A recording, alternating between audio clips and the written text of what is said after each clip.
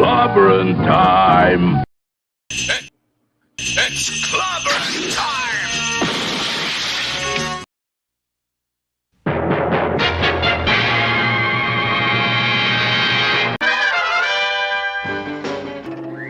Atomic batteries to power.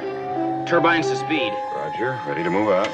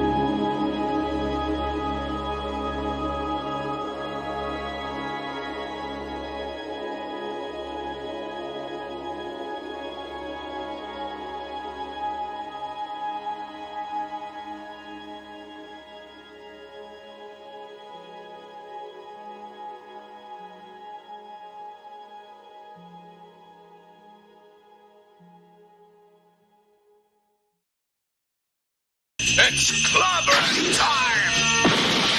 Clobberonimo! Get those nerds! Nerds! Nerds! What? Or something to that effect. Hey! Okay, we're finally here. Hello, everybody. Welcome, my good friends, to Clobbering Times. Issue number 544, I should say. Overall, on YouTube only, though. 1,244 overall. And Monday night, Mark C. Comics Talk with a special guest and an animation review, which we always love. And I'm just so happy to see you here, my good friends. Welcome, everybody. Welcome. Hope you had a wonderful weekend. Let's see if we can get the weekend started off right with some geekness. As right as it can be anyway, being a Monday night. How about that? I'll tell you what, I want to say hello to one of my greatest pals here that I've had on, since I moved to YouTube. One of the first great pals that I made here. He is, of course, the extraordinary Stone Loki. What's up, buddy? Welcome. And of course, sitting next to the extraordinary Clobbering Times. Yeah, nobody says it better. How are you doing, bro? Thank you. Right, Thank you for having me on, man. And yes, throw those M's out. Throw those M's out tonight. Yes. Mark C, we miss him. But yeah, dude. Oh, I'm just glad you're here. You gotta start the week whether you like it or not, right? So you may as well start it with some geeking. That's right. That's right. You may as well start the week off right. You're gonna have to start it anyway. Yep. Started off right tonight on the clobbers. And welcome clobberers and clobberonimos and clobberettes and clobberoids and clobberooskies and all the other clobbers out there. Let's see here. What do we got? First, of course, a few show notes. What do we have for show notes? Oh, not much. I'll be in all the same usual spots. Tuesdays and Thursday nights, 6 p.m. Central, at my old buddy Tom Connor's place over there with the great August Midnight's Edge After Dark gang. Are we rounding that table this week? I never know for sure. I never check with you. Then I always say, look, he's round table. I said, I think, because you never know. Are we doing that this week? I'm pretty sure we are. Yeah. Wednesday night. I'm pretty sure we are. I wasn't even sure I was going to do the morning show tomorrow, but yeah, I'm pretty sure we are. Well, every once in a while, I'll throw hey, this is a previous episode of, Taco Tuesday or something. Mike wasn't going to be able to make it. No. And I have been swamped. I've been swamped under my desk, swamped the last couple of days with some stuff, but we should be all good to go tomorrow for a live stream. We should be good Wednesday. Oh, excellent. So the Comic Book Roundtable, 7 p.m. Central on Wednesday nights. And then, of course, after that, I'll have at 9 Central, I'll have my Wild Card Wednesday night.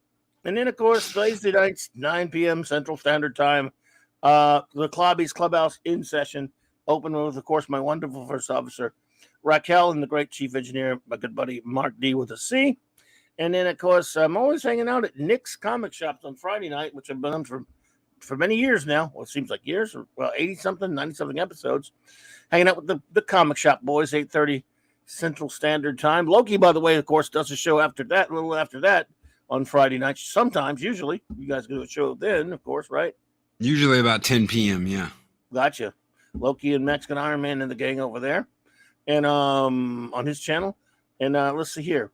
The Saturday night Star Trek, as always. What a bunch of fun we've been having. We have 4 more episodes. We're beginning season 6 of Deep Space Nine. 4 episodes reviewed by my wonderful first officer and myself. So that's Saturday night Star Trek number 112. So we've been doing that for a while, and we're going to be doing it for a long time. What a great season of Trek. What an absolute great season I hope so. Of Trek. It's been a while. You know, the thing is, man, I like the show. I do like Deep Space Nine, but I've never had to go back and review it, break them piece by piece, episodes, reviewing them. And, man, we just had to be brutally honest. That 5th season had a lot of really bad stuff in it. This is where the war begins. And if you like wars, again, Star Trek really shouldn't be wars. That's one of my biggest problems. But it's still a good show. But I think it shouldn't be about war. I think that the big thing for me was the Organians prophecy. And that's what got me so excited about what happened in Deep Space Nine, was the coming together of the Klingons, the Romulans, and the Federation. And that's kind of how you have to look at it. Yes, there's all this bad stuff happening. Yes, the Dominion are absolutely horrible. Starfleet's hanging on by a thread. There's all these people getting taken out, all these captains, all these people that they know. But there's supposed to be something greater at the end of it. And that was Roddenberry did not intend Star Trek to be about war. I know, but but the Organians did say that the Federation, the Klingons, another race would come together to fight an even greater threat. They didn't say anything about a threat. They just said they would be friends one day. Well, come on. But I'm just saying, Roddenberry would not have wanted the show to be about war. I like the show. You know what I mean? But I know you like it. I like it, man. Babylon 5 was more equipped for a war than this. But I don't know, but I have to be brutal. They had some bad episodes this season. They had some bad ones. I gave the season as a whole a D, dude. That's terrible. Season 5? Yes. 3, almost lower rating than we rated 4. Actually, lower than we rated 4, I believe, and even 3. God, there's some bad stuff in there, man. We broke it down. I'm like, I can't believe how bad it was as a season. But then maybe it's just me and Raquel being cranky. What can I tell you? I know it's a shocker. That's a shocker. Look, you don't think we were shocked? I was shocked. Because it'd been a while since I watched it, you know? I've tried to watch it at least like once every couple of years. Me and Eris just watched it last year. We just watched the whole thing last year. We were going a lot quicker, obviously, than what you and Raquel were doing, because we were doing like 3 or 4 episodes a day. Yeah, it's fun to binge now. As a whole, it's a great show. I'm talking when you're breaking it off in chunks and saying this particular story here, and you go, wow, you see how much Star Trek is not in it, or how much it's not exact. It's not science fiction. Almost never is it science fiction. It's a space opera, drama, soap opera type thing, and not really a science fiction show. Although, other than being in a science fiction context, that's not here or there. That's my fault for letting that drift off. Sorry, folks. Doing the show notes. A week from Sunday night. Sunday. Listen to me. A week from tonight. Monday night Mark C Comics Talk. Next week, I will be counting down my all-time favorite 25 down to top favorite episodes of Justice League / Justice League Unlimited. What a great show! I just binged it again for the 10 millionth time, and you know what? I did that. What I was telling you about with DS9 didn't happen. So maybe I'm not completely. No, I am senile.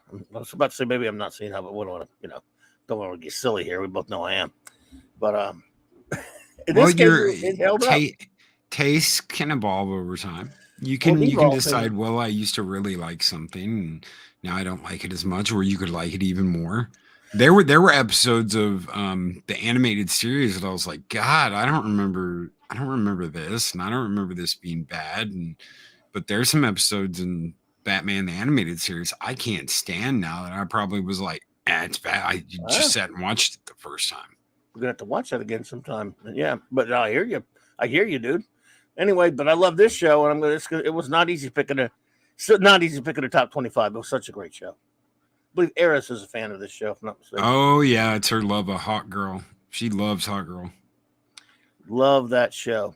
So anyway, that's our show notes. Let's say our quick shout outs to our wrenches and our friends out there, and then we'll get going. The great Eric K, the Bronze Wrencher. What's up, buddy? If again, I don't even know if he's here or not because I haven't been able to look at the chat, but we'll shout him out anyway. And have you seen this puppy? Look at the new puppy, Kirby. Oh, yes. Oh, looks like my old dog Bear. I used to have a golden retriever Australian Shepherd mix. Looked just like it. Chris Persia, the Vindicator Wrench of the North. Hey, buddy. The great D-Bod Martin, the Wrench of Iron. Lord Thoth, God of Wrenches, and the wonderful, his wonderful better half, Lady Thoth. Avon lives, long live the Legion, buddy. And he's got a new puppy, too. Look at that. Aww. May your beak always glisten. I want a puppy. I want that puppy. My great friend J-Man, the Wrench Without Fear, and my co-partner on my partner in crime on Earth B. And yes, we got an Earth B trip planned soon, folks. We're doing this every month now, reviewing a Bob Haney classic, the craziest writer who ever lived. And we are having a blast doing that on some Mondays, at least one Monday out of the month. So a new Bob Haney adventure on Earth B with J-Man is in the works soon. Master of the Clawbony, HB Hungry Boy, and of course, cover artist to my wonderful friend R.M. Briggs' extraordinary science fiction tome, Science Fiction Tales. Let's see here.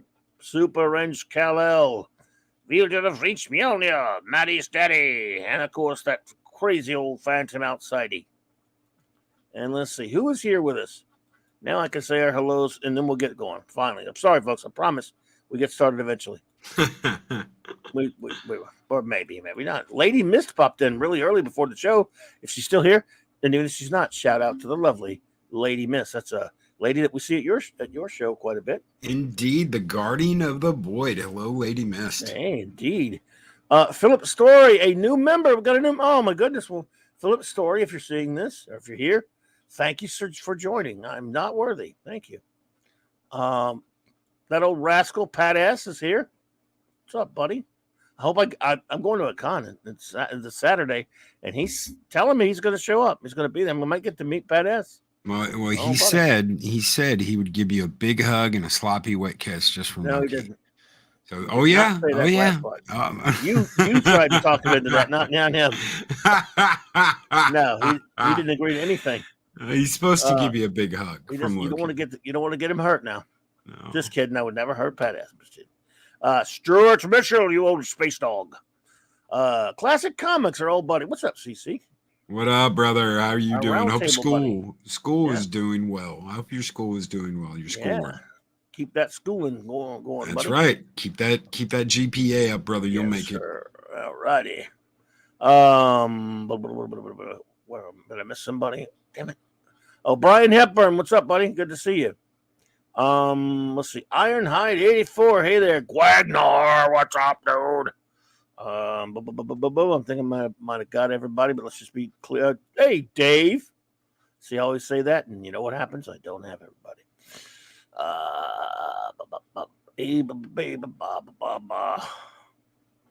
Okay, Dart CPO. Yo, what's up? Claude Saling.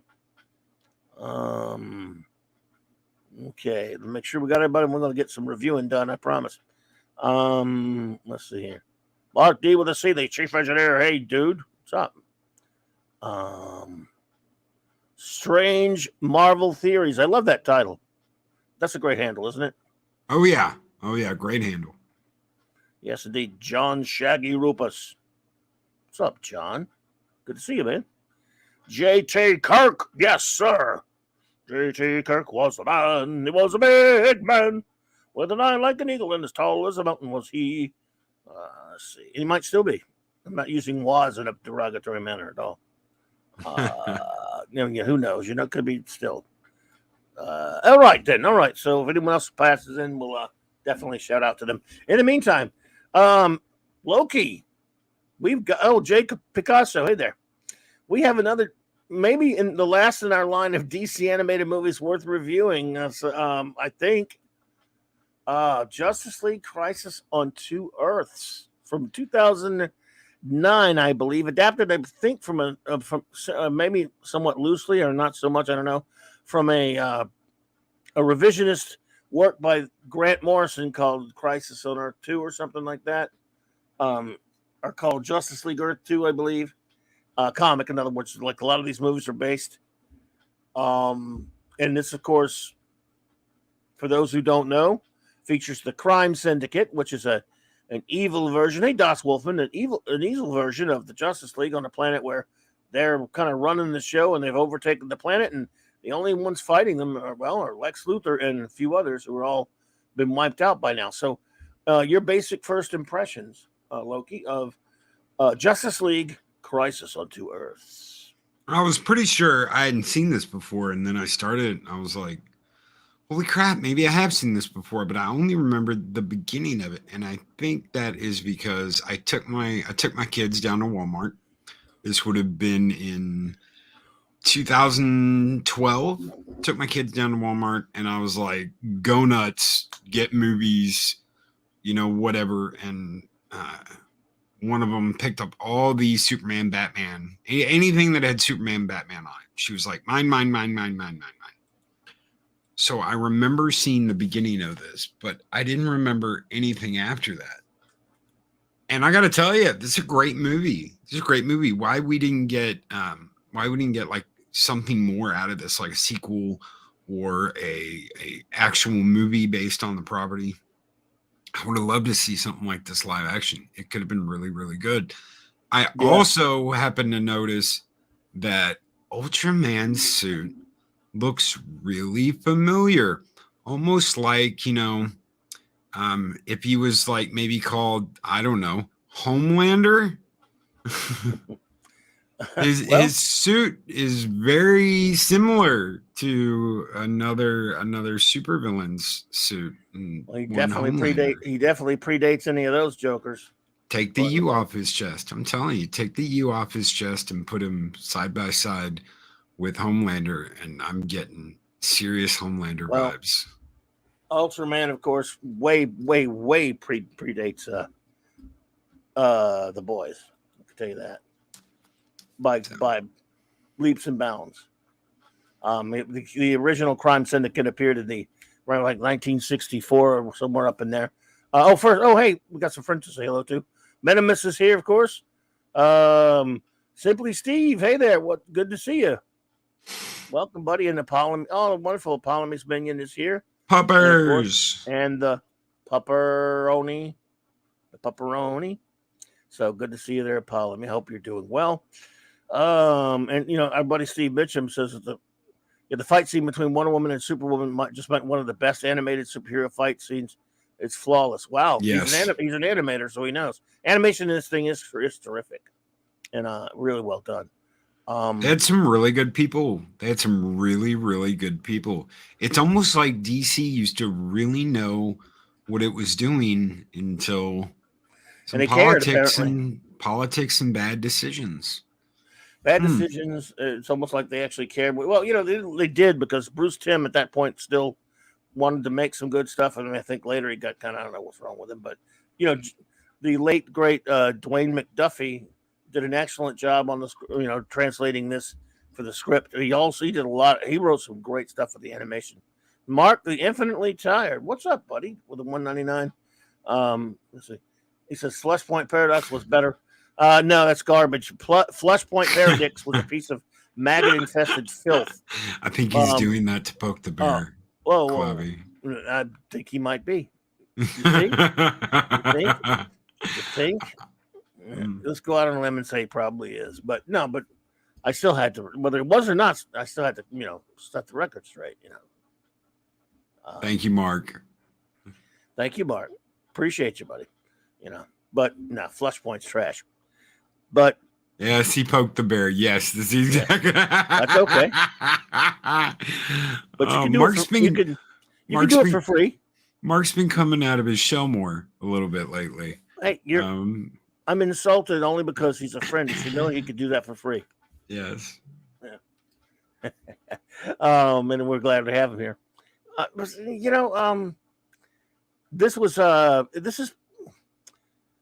it. We said this was supposed to be a 2-part episode of the JLA series that would bridge the JLA and JLA Unlimited.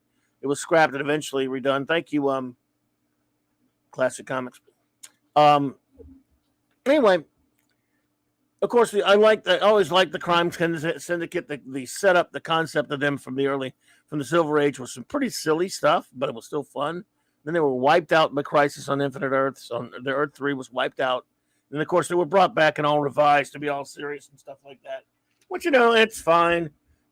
This one still, main point is this was a few years before they totally ruined DC Comics by the Screw 52.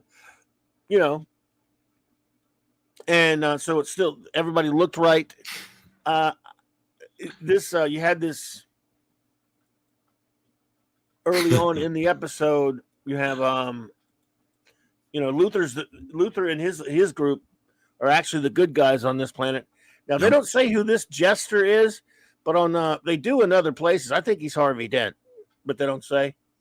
Basically, because he's actually good, which is kind of fun. But I guess you're supposed to not know. You're supposed to think he might be the Joker. Now, Batman the Brave and the Bold did a very similar story not too long after this, and was really good. It was really good.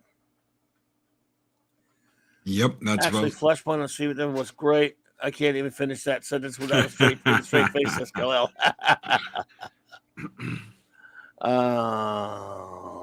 But yes, this movie stands on its own though, and it's highly entertaining. Some of the voices, I don't know, man. I don't know about Billy Baldwin as Batman. What do you think? He's not Kevin Conroy. Even he tries to do the I'm Batman thing, but it's just not Kevin Conroy. I liked the Owl. I liked James Woods. James Woods. I mean, he's amazing. Thing is, there have been people who aren't Kevin Conroy that still are pretty good though. Just not as good as Kevin Conroy. Yeah, no, I agree with that. I love Dietrich Bader. I love even Jensen Ackles, even though that movies turned out to crap. He did a pretty good job. A couple of guys, was it Bruce Greenwood? He was pretty good. There've been some okay ones, but Billy, Classic nails it. Baldwin's okay, but James Wood, and he's just overplayed by James Woods as Owlman. Yeah, he's just Billy. I don't know. I can't get into him as Batman, but still, Batman, of course, is great in this thing. They all are. Peter Weller too. He was okay. Well, I love Peter Weller. I mean, I love the actor. So, and that was for Dark Knight. I love how Superman just looks at alternate Luthor and is like, "Yeah, I know he's telling the truth." Because this kind of power got rid of the post-crisis. Yep. Because he's not intelligent anymore.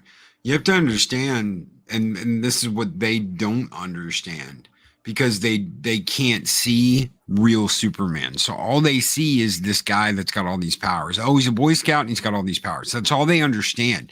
They don't understand this is a extremely intelligent, almost on the level of Batman detective that was trained for 12 years by his father before he ever went out in the world and did anything. So it was like going to super school.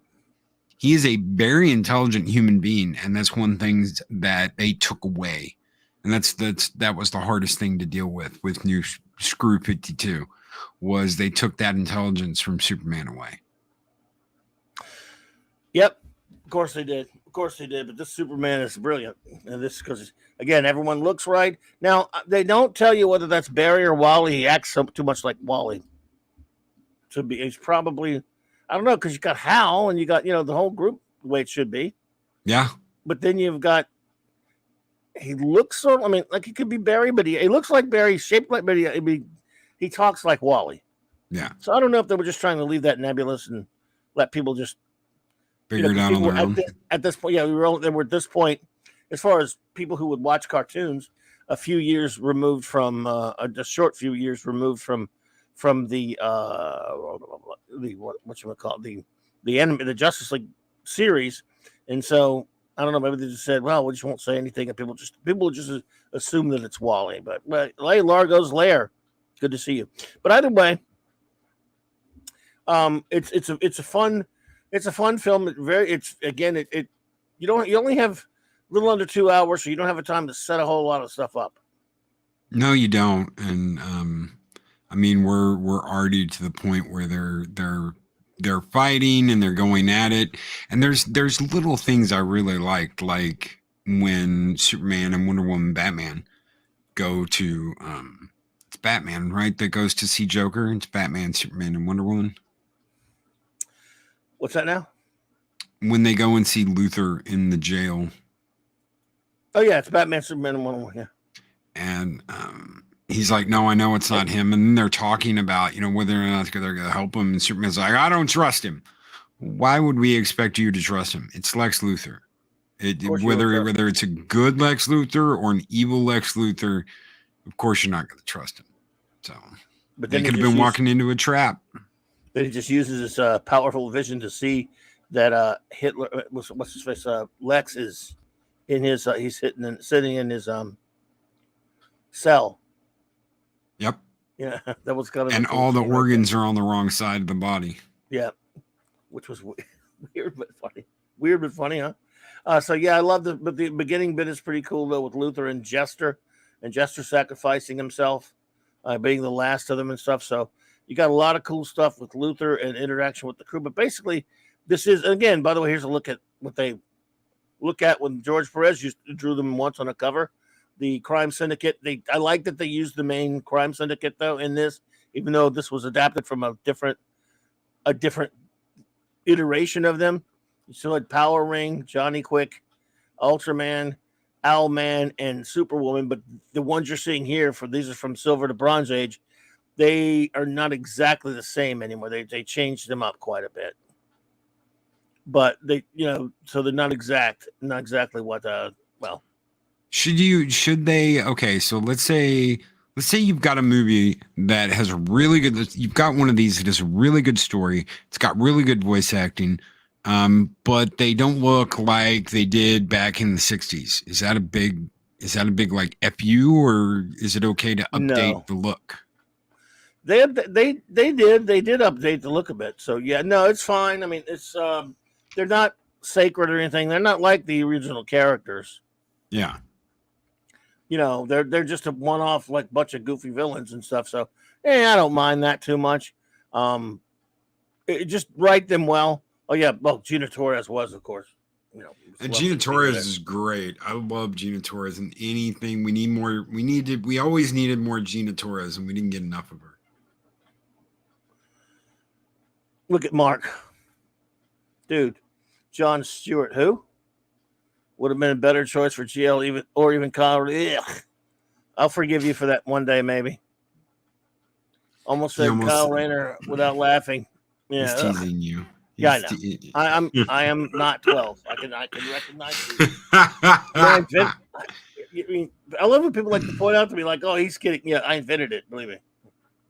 I invented that. Are you kidding me? Well, it's fun. It's fun to get you riled up sometimes. It is. Well, people say that, but I never get riled up. Naturally, I'll put it to you like this. I don't want to disappoint anybody, so I'll go ahead and just let myself get riled up if it makes people happy. Because like you said, people do enjoy it. I don't know why. I mean, I enjoy it, but I didn't think anybody else liked it. You want to know that secret? Yeah, I like it. I kind of enjoy it myself. It is fun to get riled up. the hell else are we doing here if we're not getting riled up about the geek stuff that we love? Matthew Pounder, hello there. Thank you, Mark D with the C showing me that. We have a member chat. Oh, let me refresh that. Thank you, buddy. You got gifted 5 clobbering times memberships. Oh, we have a gifting of memberships. See, it doesn't show it. Dave is the one who gifted 5 clobbering times there memberships. We go. That's why I keep the chat pulled up on the right. Yeah, I do have it. Well, I only have one monitor, and it's an old crap. The new crap. I haven't been able to use 2 ever since Sparta went down. So I've just got I make the StreamYard page like 3/4 of my screen, and then I've got the YouTube part on the other quarter. I got you. Well, I'll tell you what, Dave, thank you so much for that. I appreciate it. He has gifted 5 Clobbering Time memberships. And let's see, now we have a new member, Ironhide. Well, all right. There you go. Oh, and let's see, Sandra Feliciano was gifted a membership, and so was Stephen Ransom, and so was Matt G. Hello to you all. Wow. Matthew Pounder. And Matthew Pounder, was it? Okay. Yep. All right. Well, thank you so much for that, Dave. You were too kind. So what did you enjoy most about this one? I mean, it was just kind of fun. Isn't it kind of just, I don't know, therapeutic almost to just sit back and just watch a straightforward, conventional, but, fun superhero adventures? Just me, like where they're down to business. It's not repulsive where the characters are being turned to horrible monsters. They're not doing they're doing heroic things. They're fighting villains. They're not just doing any of the crap that they do to superheroes right now. It's a relatively straightforward, at least that's my opinion. I'm not trying to, influence yours, but it's kind of fun to watch something that's for once I say for once they don't do it anymore, right? Just a good, fun movie, really.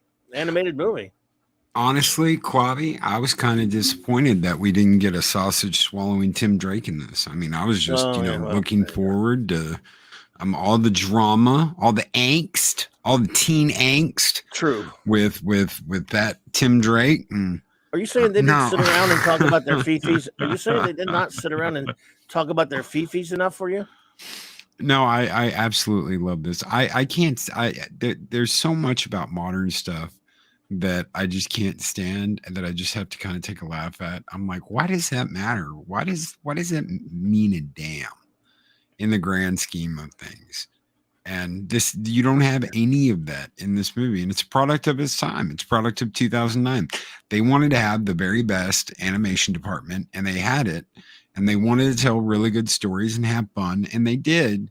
And now it's been bogged down with a whole bunch of non-essential crap that Tim Dank, it spoils it. It spoils the fun. But you're supposed to go, well, you can't talk about that because you're old. No, absolutely not. We sure as shit can talk about it because we've been fans our whole lives, and we really want to have a good time. And when that's not there, we're just like, well, then what the hell is the point, right? Absolutely. Look, the Screw 52, I think, ruined everything, not just for the comic books, but the DC animation department up until this point, up until about before the Flashpoint Paradix, if you notice this one here, and some of all the other ones you and I have reviewed, they were all adaptations of very well liked, very well enjoyed, very popular stories. Yes. Okay, and they were all over the place. You had All-Star Superman, then you had a Dark Knight one, then you had the Under the Red Hood. You had this one. You had all adapted, and there was and they weren't trying to feed and any continuity whatsoever. They were just picking good things to adapt as short movies. And all of a sudden, Flashpoint comes along because that's what led into the Screw 52 in the comics. They do a Flashpoint version that's based sort of on that. And after that, they did Justice League War. They did everything they did was in an attempt to adapt nothing but Screw 52 until recently. But for a good long chunk there, everything they were doing was for some reason they decided, but just because our freaking comics have got to do that, let's do it with our movies as well. And then up until recently, with the past few years, where they've adapted some other stuff again, which they just ruined them. Like I heard they ruined Red Sun. I heard they ruined Gotham by Gaslight or whatever. But for a while there, that's all they were doing. They were just doing Screw 52 stuff, and they weren't even allowing you to go back and just adapt classics anymore. And when they did, they adapted it to the Screw 50. For example, Judas Contract, except it was adapted to the Screw 52 instead of the old story from the 80s. So that's where I think they've fallen off. Here, you get just one, just as what the other ones you and I have reviewed, you get one closed story that's not beholding to anything before or after. They adapted a comic, not 100% faithful to the comic it was. That Dwayne McDuffie changed some stuff from that comic by Grant Morrison, but it fit. And he changed the cast. I mean, the casting was different from the comic as far as the heroes. But it's a lot of fun to watch. It's just, again, I said spoilers. We're not spoiling that much.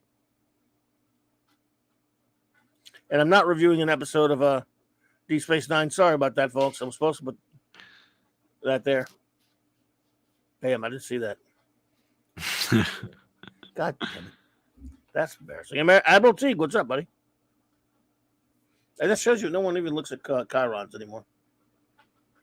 I shouldn't even bother. So, let's see here. Should we get down to some of the spoilery stuff? I mean, I thought that if anybody steals this thing, it's Owlman.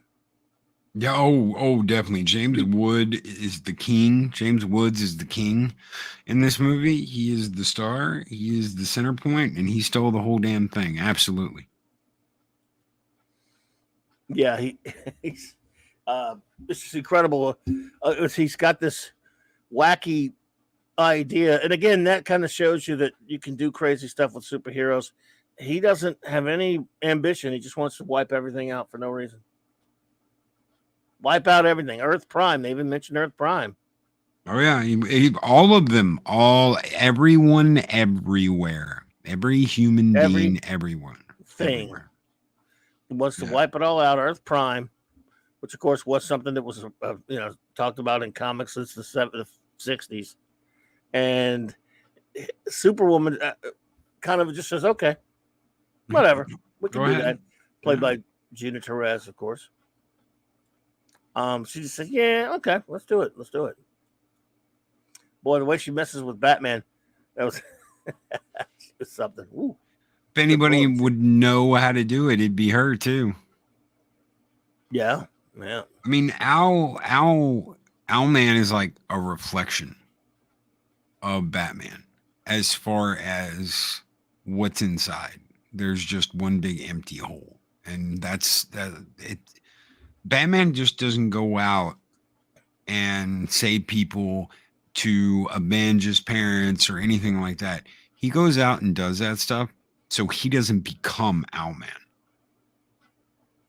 It's a fight constantly. That's why he doesn't kill. That's why our favorite line, Clobby, the Batman doesn't kill. The Batman doesn't kill. Period. Abigor. Hey, Abigor. This is what all of this is about, is not becoming that. Because he can. He sure as shit could. But he can't. He can't let that happen. So he goes out and he saves people and he does everything he can to make sure things are done right. And it goes to show you that that Bruce Wayne's brother's more of a nut job than he is.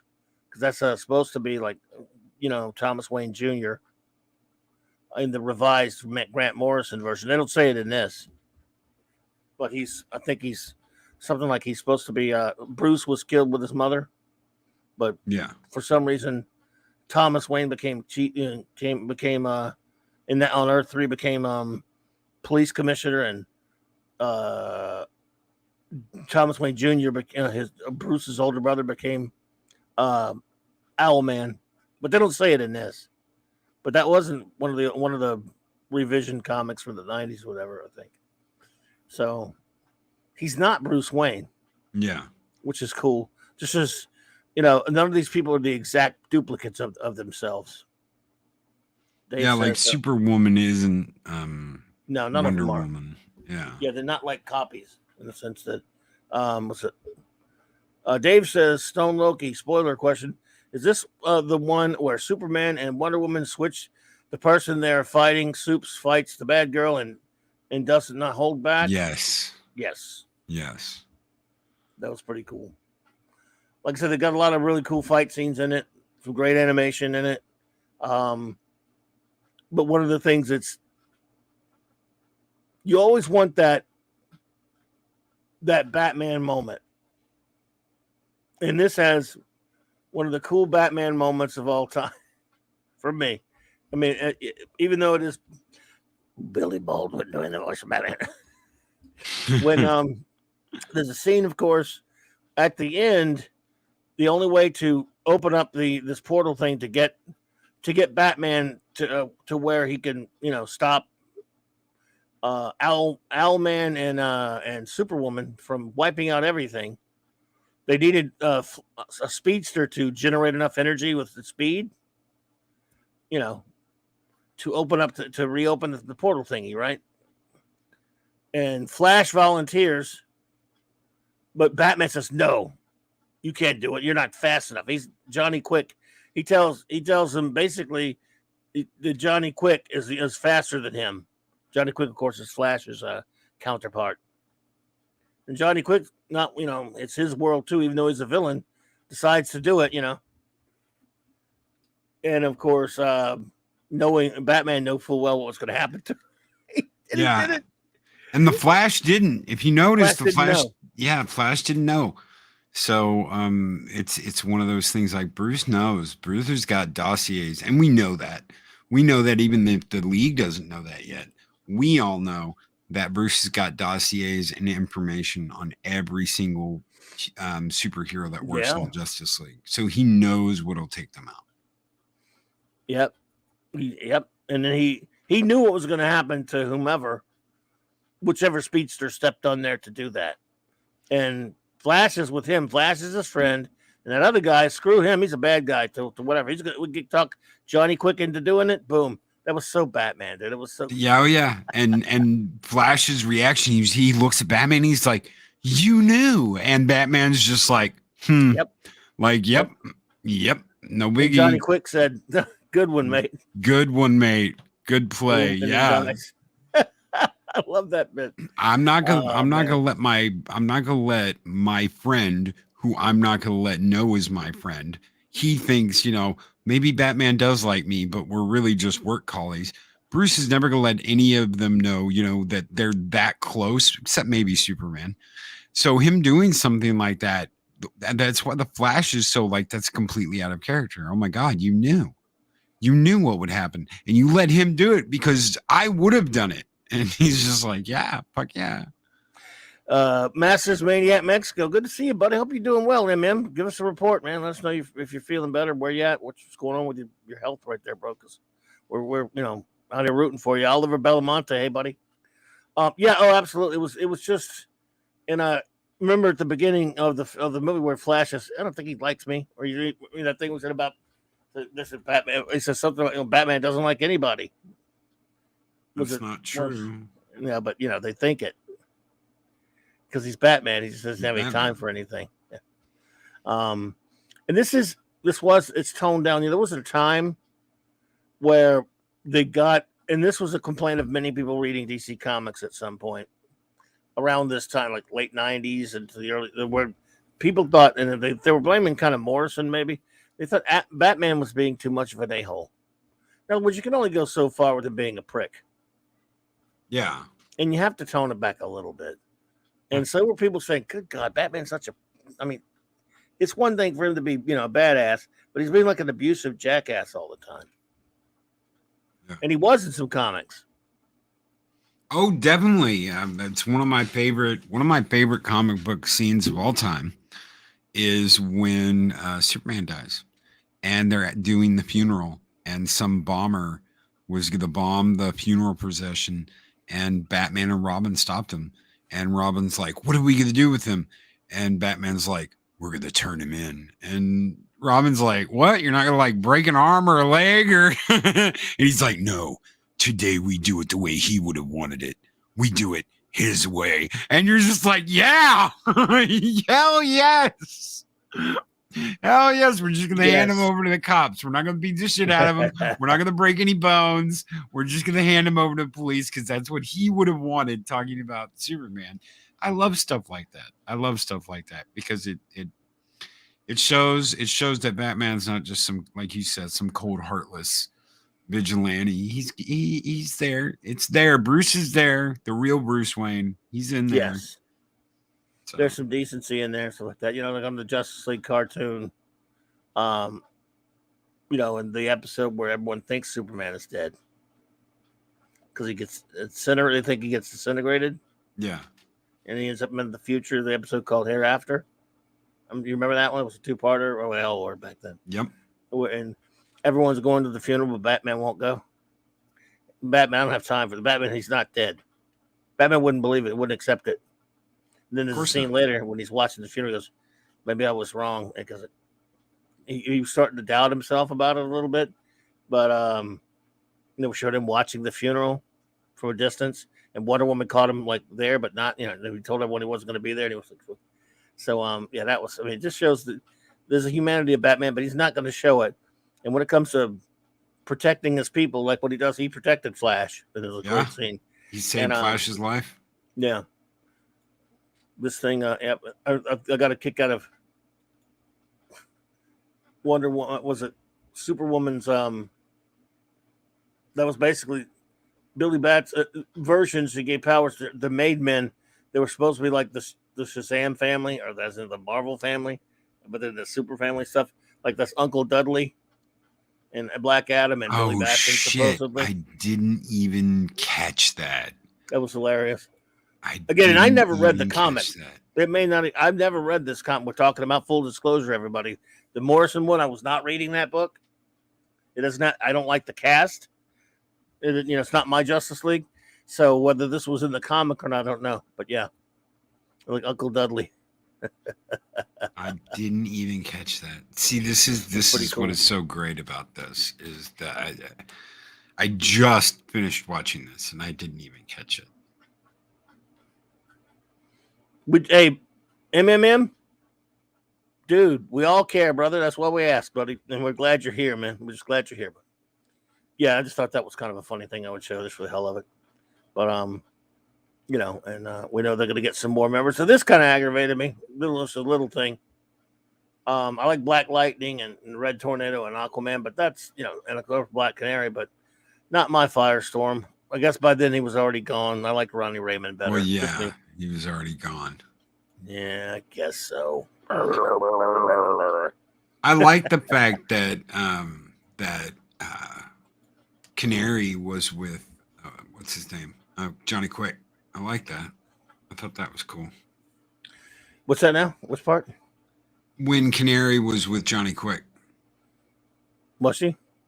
Yep, when they do the who was it? It was their version of him. Their version of him. When they fight, I think it was the Flash and the Red Arrow dude. Yeah, I thought that was really cool. I really liked it. Yeah.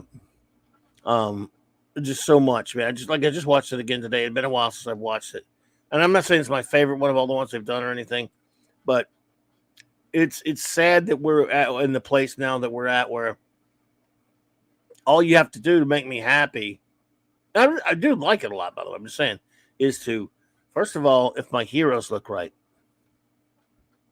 These are superheroes are visual characters. And right there, the roster's right and they look right. I never was big on that outfit for John Jones, but it's okay. The red. the black outfit. Yeah. Never was super big on that, but still, it's fine. And he wears that. He wears that in Smallville. So he'll wear black pants, black boots. He's got the black shirt. Then he's got crossover holsters that are red for his guns. Oh, okay. And he's got like a blue leather jacket. He pretty much wears that outfit in Smallville. It's just obviously looks like it's on a normal guy. Right. Well, hey there, Woke Breaker. What's up, dude? How's it going? Good to see you, man. Yeah. So basically, for those who have not seen this, it's just a basic plot was in an alternate universe, heroic versions of Lex Luthor and Joker, called the Jester, are stealing a device called the Quantum Trigger. So basically, Luthor, the good guys there are reversed, of course, as you've all probably realized by now. The good guys are reversed, and the crime syndicate are basically in our universe would be superheroes, but they're bad guys who've taken over the world and then just run it like a crime syndicate. And Luthor and Jester are the last two left. Jester allows him to sacrifice his life to allow Luthor to good Luthor. And in the comics, originally was Alexander Luthor. They don't call him that here, but originally he was just called Alexander Luthor. And so he travels to the universe of our heroes, our Justice League, to enlist their aid in fighting the crime syndicate. And basically, Luthor, he goes to. I like how he just goes to a police station and says, "Call the Justice League." I think he's looked in on that world, so he knows that he's a villain there, which I thought was interesting. And anyway, let's see here. He enlists the help of the Justice League, but guess who don't want to go? Batman. Why? Because he's Batman. Batman's got to be the stick in the mud. Batman's always gotta be the guy. We got more important things to do here. So they go back to Luthor's Earth 3, which for lack of a better, we'll just call it that because that's what it used to be anyway. By the way, do you know how things got screwed up on Earth 3 in the Silver Age origin? No, how'd they get screwed up? Well, President was an assassin, but an assassin by the name of Abraham Lincoln assassinated President John Wilkes Booth. So it was a really backward one. That's true though. That's kind of messy. I didn't make it up. Just a tad. Gardner Fox did, yeah. So anyway, President is it's, what's weird about that? Slade Wilson, aka Deathstroke the Terminator, is the president, and his eye patch is missing. So I guess he was still a badass in that world anyway, or whatever. I don't know. Maybe just poked his eye out or something. I don't know. I'd like a little bit more of that backstory. Yeah, this thing is very Cliff Notes, folks. They don't tell you anything. Straight. Go ahead. Sorry. I was just saying I've always liked him. So I would have liked to see like a side origin story. Maybe he was like a Navy SEAL or something and ended up becoming president. I could dig that. I'd like to see that. Yeah, absolutely. But we don't know. But he was president for some reason, which is cool. Nothing wrong with it. Hey. Anyway, so they go and basically it's kind of let's get this thing done quick. This thing is short now, but they've decided to help Luthor take back the world from the crime syndicate, and wackiness from there ensues where they just go on some offensives to attack them, to take them out, and eventually leading to Owlman deciding to take the quantum trigger to wipe out all of existence by wiping out Earth Prime, where everything began. In comics, it used to be Earth Prime was is almost exactly like our Earth, except in other words, there are no superheroes and stuff except one. They ended up later being a Superboy of Earth Prime. But Earth Prime was almost exactly like our Earth, where there was no superheroes, and all superheroes were from comic books. Wonder what happened to that planet. I don't know what happened to Earth Prime. So anyway, here you have a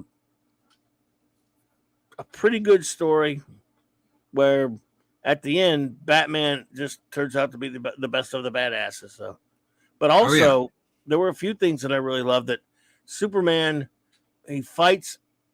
I don't know. It's kind of maybe Bruce Timm didn't have anything to do with the writing of this one because Superman's not a wimp. Did you notice that? Oh yeah, he can take a beating and keep on kicking ass. Right. I mean, he can be hurt and all that stuff, but I mean, still, he doesn't act like he doesn't go every time he gets shocked with electricity like he does in the Batman on the Justice League and on the Superman show. I've noticed Mark Harmon doing the voice on that. Let's see. Your voice cast was let's see here. William Baldwin as Batman. Mark Harmon was Superman, and Chris Noth was Lex Luthor. Gina Torres was Superwoman. James Woods, Owlman. Brian Bloom, Ultraman. Jonathan Adams as John Jones. Josh Keaton was okay. So he is credited as Wally West. So now we know. According to this, they're saying he was Wally West. He acted like Wally West. Should have been Barry Allen. But anyway. So there you go. And many others, of course. I like the other one. No, it's not Wally and it's not Barry. It's God help me, I can't remember his name now. The Flash. Oh, Michael Rosenbaum. No. Oh, you mean Johnny Quick? No, he's not in this one. It's the other version of the Flash. So you've got Jay Garrick. Jay Garrick. Thank you. Yeah. Oh well, yeah. I love Jay with Garrick. the metal hat. I love Jay Garrick.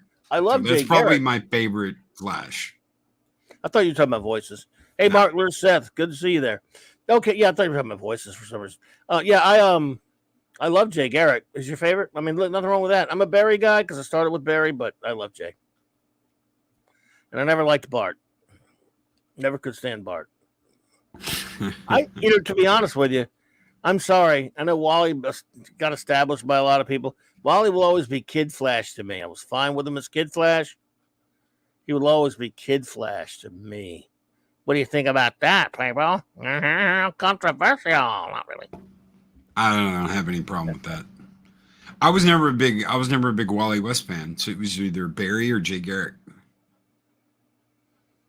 Yeah, I hear you.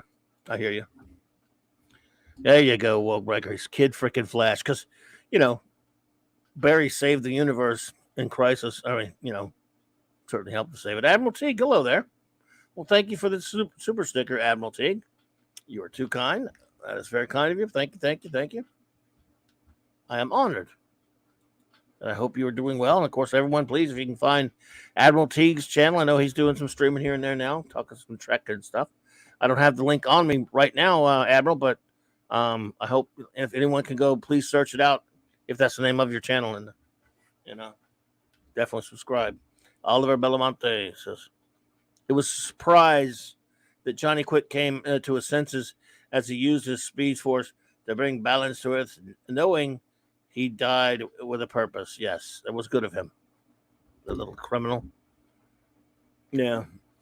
I like, was it when they, at the end where Slade, comes to the moon and with all these troopers and stuff like that, he tells Ultraman, yeah, you try anything, you come with us, basically I will nuke you. I brought a whole lot of nukes, and they'll just take out everybody. For everybody. That's what he said. I brought a whole bunch of nukes for everybody. We'll go with you. Yep, absolutely. Dad man, what's up, buddy? So Admiral T says, I'm at Saving Star Trek on YouTube. Is that the name of your channel, Saving Star Trek? Well, I like that name.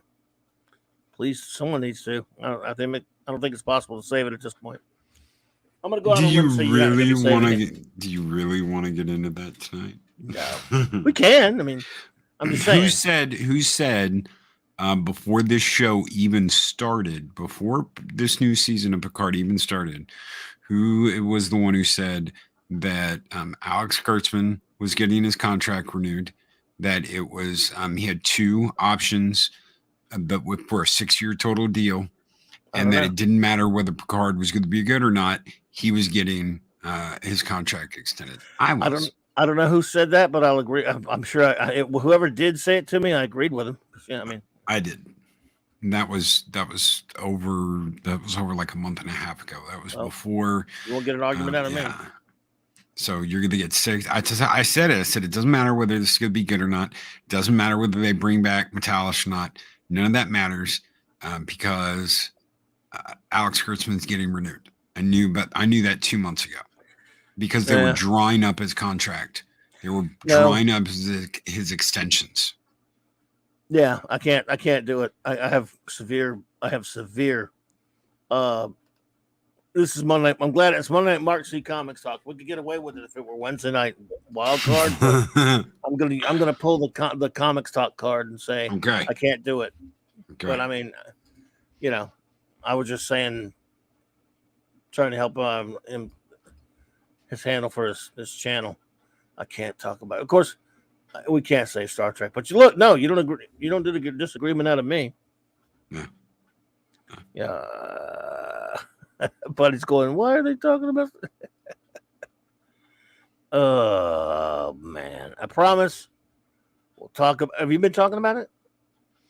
I talked about it before Picard started because my big thing was I'm gonna watch this last season of Picard as just a completely. I'm not looking at it like it's gonna save it. I'm not looking at it like it's gonna change anything. I'm just looking at it for what it is. So, and I too am looking at it for what it is. I brought it up twice. So I brought it up on my channel and I brought it up on another channel. I keep it to a pretty decent minimum here because everyone else is doing it, and I look at it for what it is also, which is filth. But what I'm giving up that ghost a long time ago. Well, you shouldn't. But this just because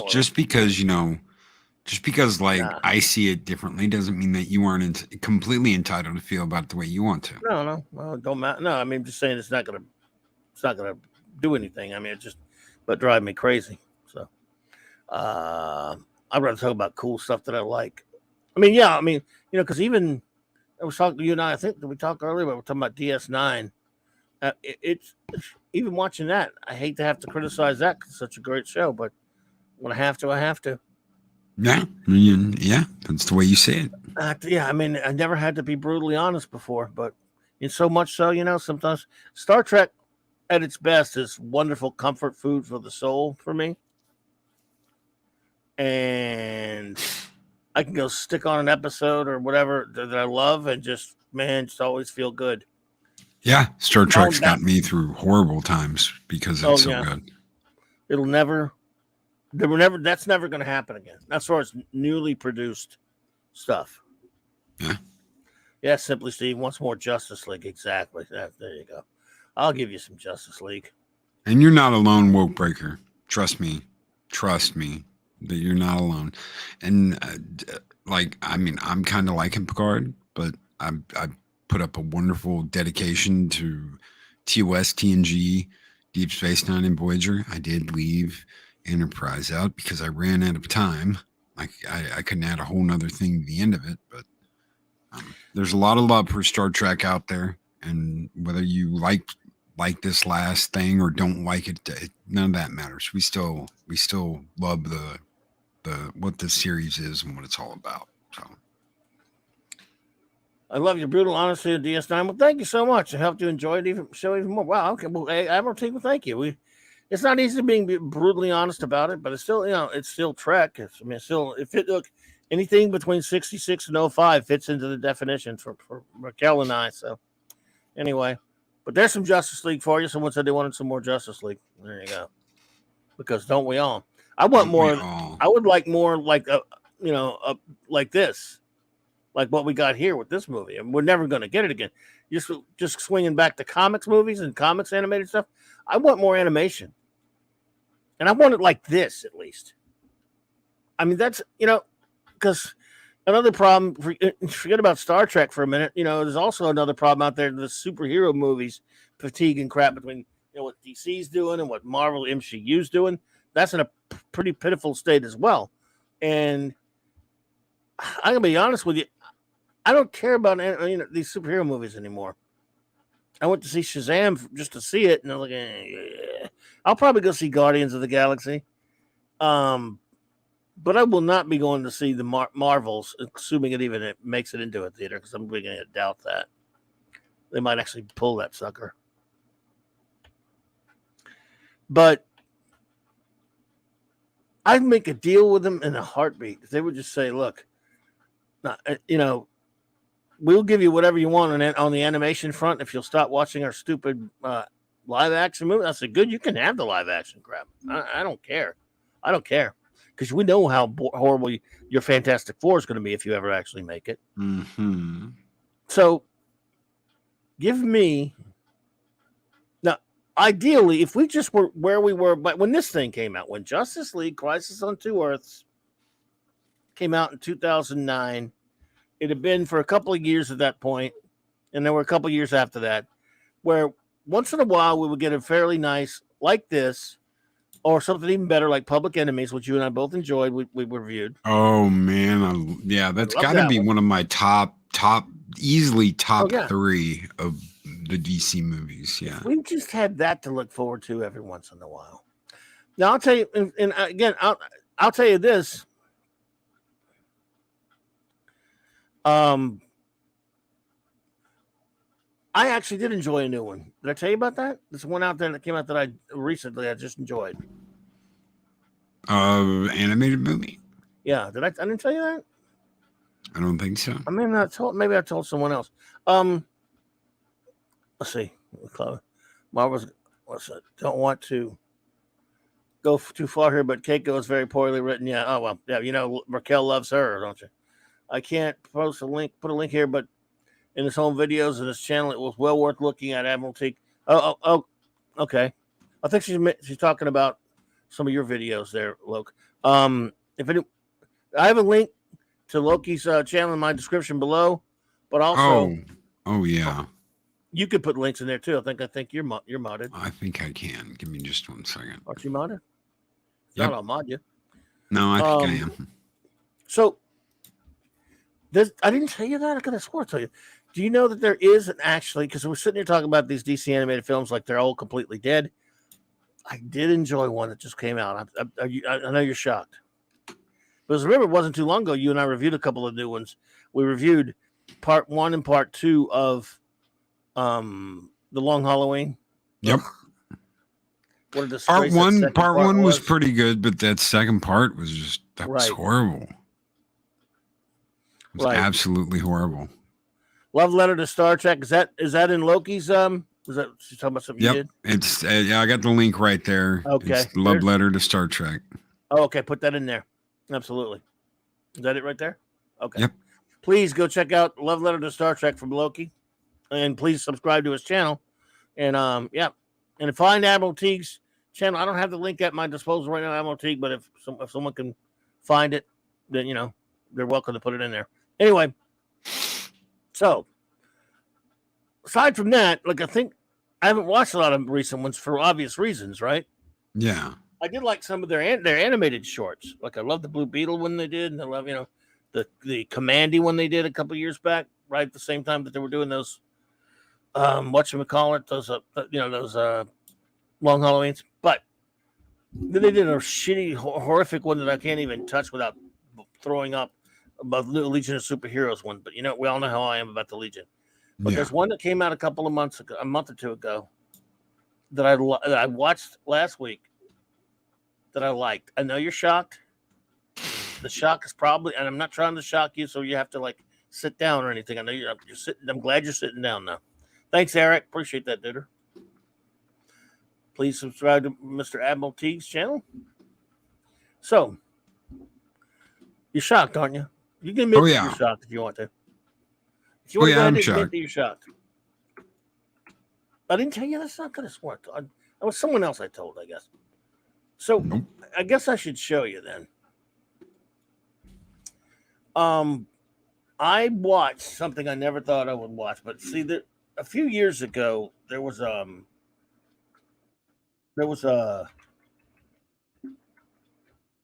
title for DC, which there was one of the right on that Rebirth thing, which I did not touch Rebirth. A lot of my friends did.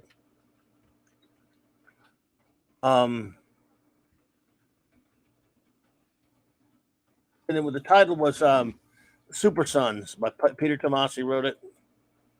You know, where Batman and Superman's kid. Yes. You know, oh, okay. You did tell me. You did. We did talk about this. We did talk about this. Okay. Yeah. The Super Sons. Yeah. Oh Batman no. Hell yeah. Super Sons. And Damien is a little crap. I hate Damien, but he got it got to the point where I was like, okay, you know what? I kind of like this kid. And they don't even want him in the Young Justice League. They don't even want him as a member of the new kids. They're just like, no, we don't want you. Stay out. Right. Yep, they don't. Well, I watched it. And I can't believe I liked it. First of all, except for the faces, which were a little bit weird if you look at it. I mean, Superman, look at him. He looks like Superman. I don't know about the faces of the characters, but look at it. It looks like Batman and Superman. And that's something. Yep. How'd that happen?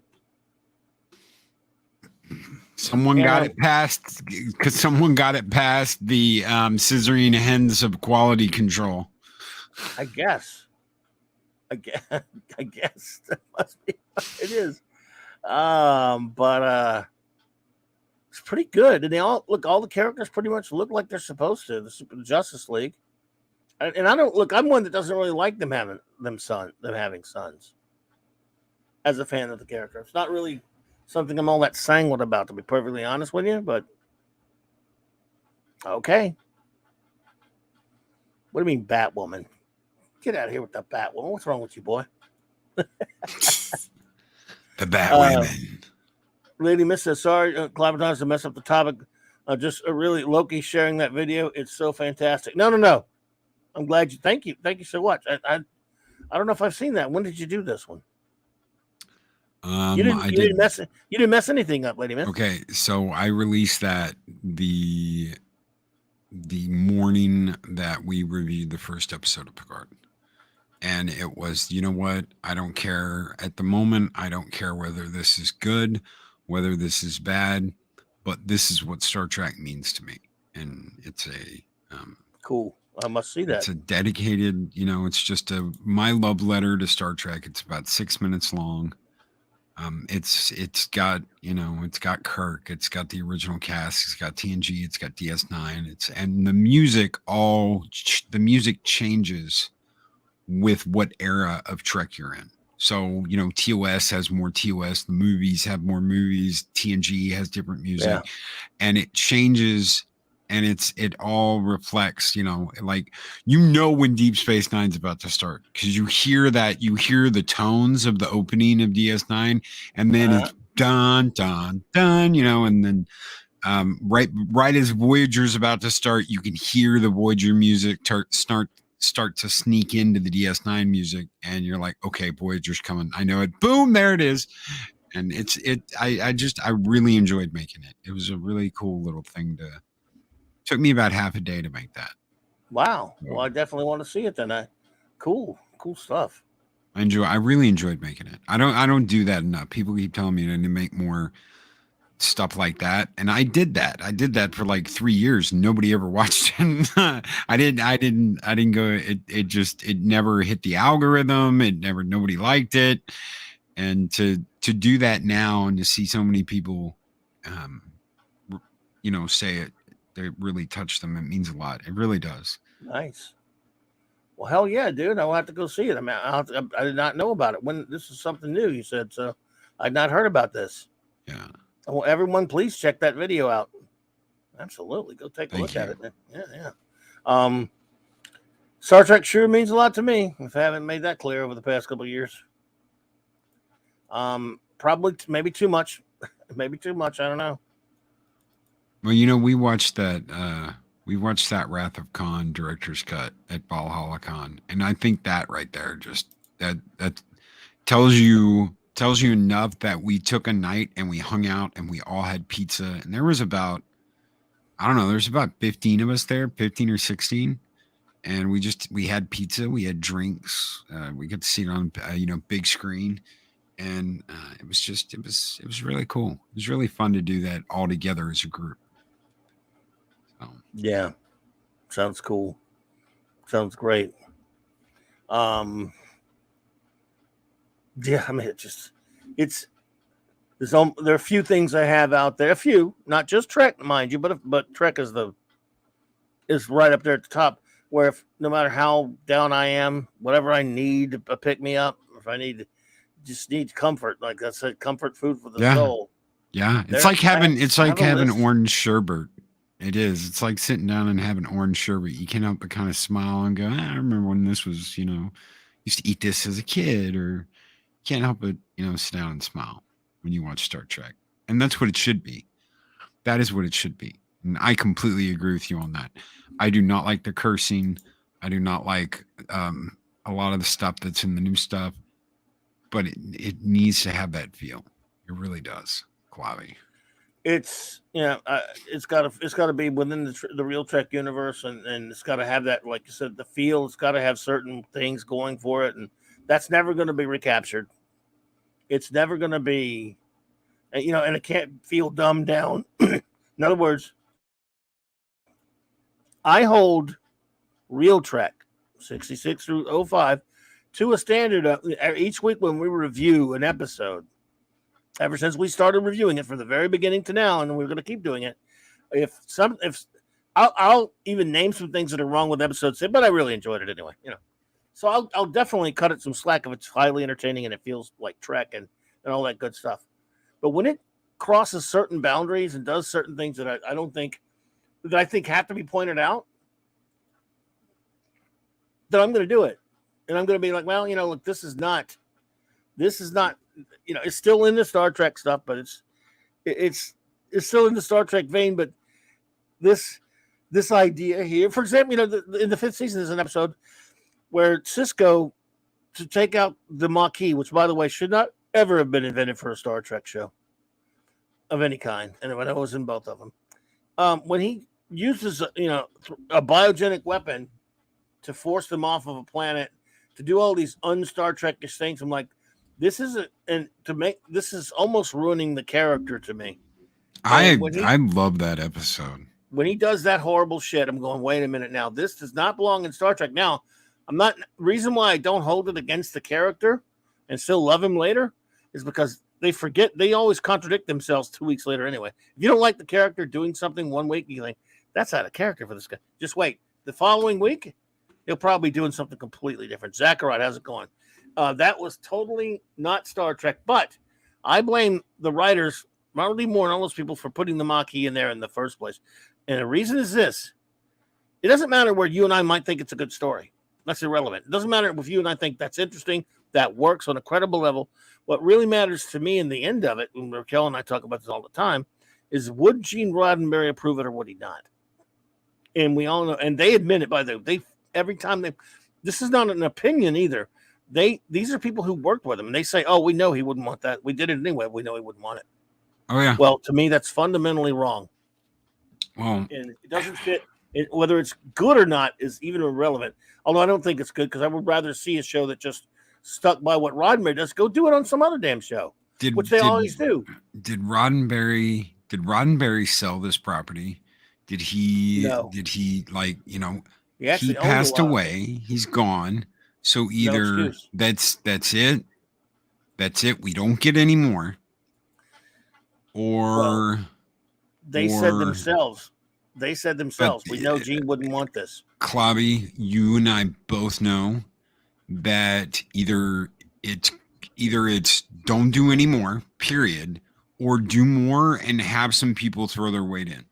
It's never going to be, this is exactly what Gene wanted, and even if they said that, they'd probably be wrong anyway. They said it.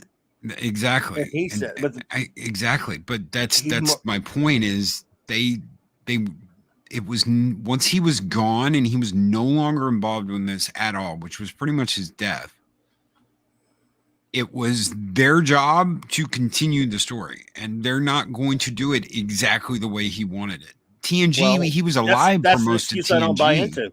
You're right, they're not gonna. I just don't agree with him not doing it. That's like saying, you shouldn't shoot that guy in the face, but you did. And say, well, but they're gonna shoot the guy in the face. Doesn't mean I have to agree with it. And Eric makes this point. Cisco killed thousands of people because he only gave them 5 minutes to evacuate the planet. There's no way they could. So he, in effect, and again, they just kind of gloss over that because they're lazy writers. You're also leaving out the fact that they had just done that to a Cardassian planet. That was stolen from them. That is so against. But that's Federation what the Maquis law. did. The Maquis and Cisco had to make a decision, and they captured all those people that were evacuating. That's a thing. They captured all those people. He didn't do it to another. They didn't do it to anyone else. Yes, they did. They did it to the Cardassians. The Maquis. Yes, they did. The Maquis did it to one of their ships, though. No, they did it to a planet. They gassed the planet, and all the Cardassians had to leave off the planet, just like what Cisco did to that planet. But Cisco did it after they did it. So yes, it is a. Does it do two wrongs make a right? No, but he had to deal with it in that situation, and that's what he decided to do. And they captured all those Maquis. They did not kill thousands of people. They killed nowhere even close. But the thing is, that's irrelevant. Even if they did, this does not not belong in Star Trek. The story doesn't belong. They poisoned the planet. Doesn't belong in Star Trek. Okay, the Maquis, before Cisco did that, the Maquis poisoned the planet exactly the way poisoned the Cardassian planet. The exact same way I don't think so. Did to them. They did. I'll go back and check. I don't think so. I'll double check. They poisoned the atmosphere. So they were basically smothering people to death on the planet, and the Cardassians had to leave. Let's see. It was not a 5-minute escape, though. That was said. It wasn't a 5-minute escape either, but that was said. So, all right. And again, I'll have to go back and check. But my point is, it doesn't belong in Star Trek. I'm talking about the whole thing. Technically, none of it doesn't belong. But technically, none of it does because it was created after Gene died. Period. You're not going to get any more. See, that's the thing. Once Gene died, technically they shouldn't have made any more because all it was going to do was piss some people off. Yes, because nobody.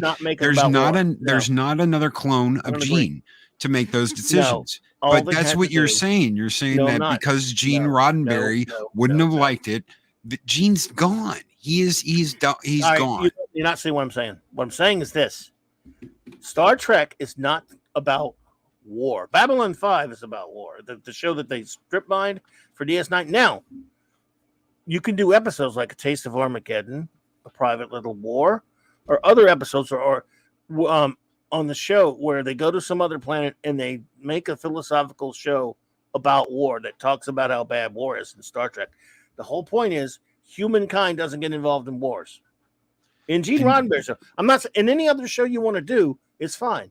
In Gene Roddenberry's Star Trek, you don't do that. Now they got in a war with the Klingons above the planet where the Organians are. They were going to war. They were going to war against Klingons. What happened? And then what happened? The Organians stopped them. God stopped Gene Roddenberry's plan. A God stopped them, exactly. But they were. That was the Gene Federation fleet and the Klingon fleet were going after each other. What exactly? And my point. God stopped them. But guess what, Clobby? Here's the thing, brother. No one's going to do it exactly the way Gene did it besides Gene. It's not an excuse. That's a fact. It is an excuse. And everybody, somebody, hey, bro, I hold on. And I don't want to get in a big argument with you about this, but the fact is that nobody's going to do it exactly like Gene. And even when Gene was alive, they took TNG from him. Because his episodes weren't working out, and those are the weakest of the TNG. They took TNG from him because of that, because he didn't want anybody arguing, he didn't want anybody disagreeing, he didn't want anybody having any kind of interchangeable problems. It got to a point where there was no conflict at all. He didn't want anyone on the ship arguing. Making excuses. I'm not. I'm not making any kind of excuse. You're saying that all they could do was make it about war. No, I'm saying that they should have just stopped. I'm sorry, but if that's what you want, Roddenberry had a guidebook they could have followed. Dude, if that's what you want, they're still not going to do it exactly the way he wanted it because they're not him. And that's not an excuse. That's a It is an fact. excuse, They're not man. him. There's not a clone So of what, they're him. not him. He didn't have a kid that was going to do it exactly his way. That's just the way. That's just the way it is. You can't be happy because it's not Gene. Dude. And I'm not talking about anything. I'm not talking about any of JJ. Fuck JJ shit. I'm talking about 2005. That doesn't count. I'm telling you now why you're wrong. Here's why. Okay. Everything after Gene left, okay, every single thing they did was not about war. You still have plenty of stuff that wasn't. It's just that a lot of stuff was. I'm saying none of it had to be. Okay, you seem to be thinking I'm thinking that I'm saying the show was always war. It wasn't.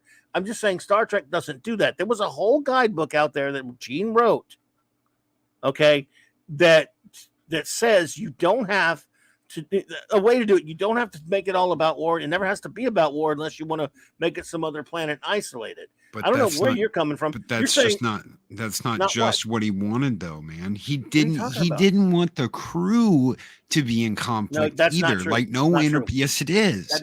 Look, because we've done extensive research on that. That is not true. Okay. All right. I'm not gonna argue with you because I love you, brother, and you're my friend.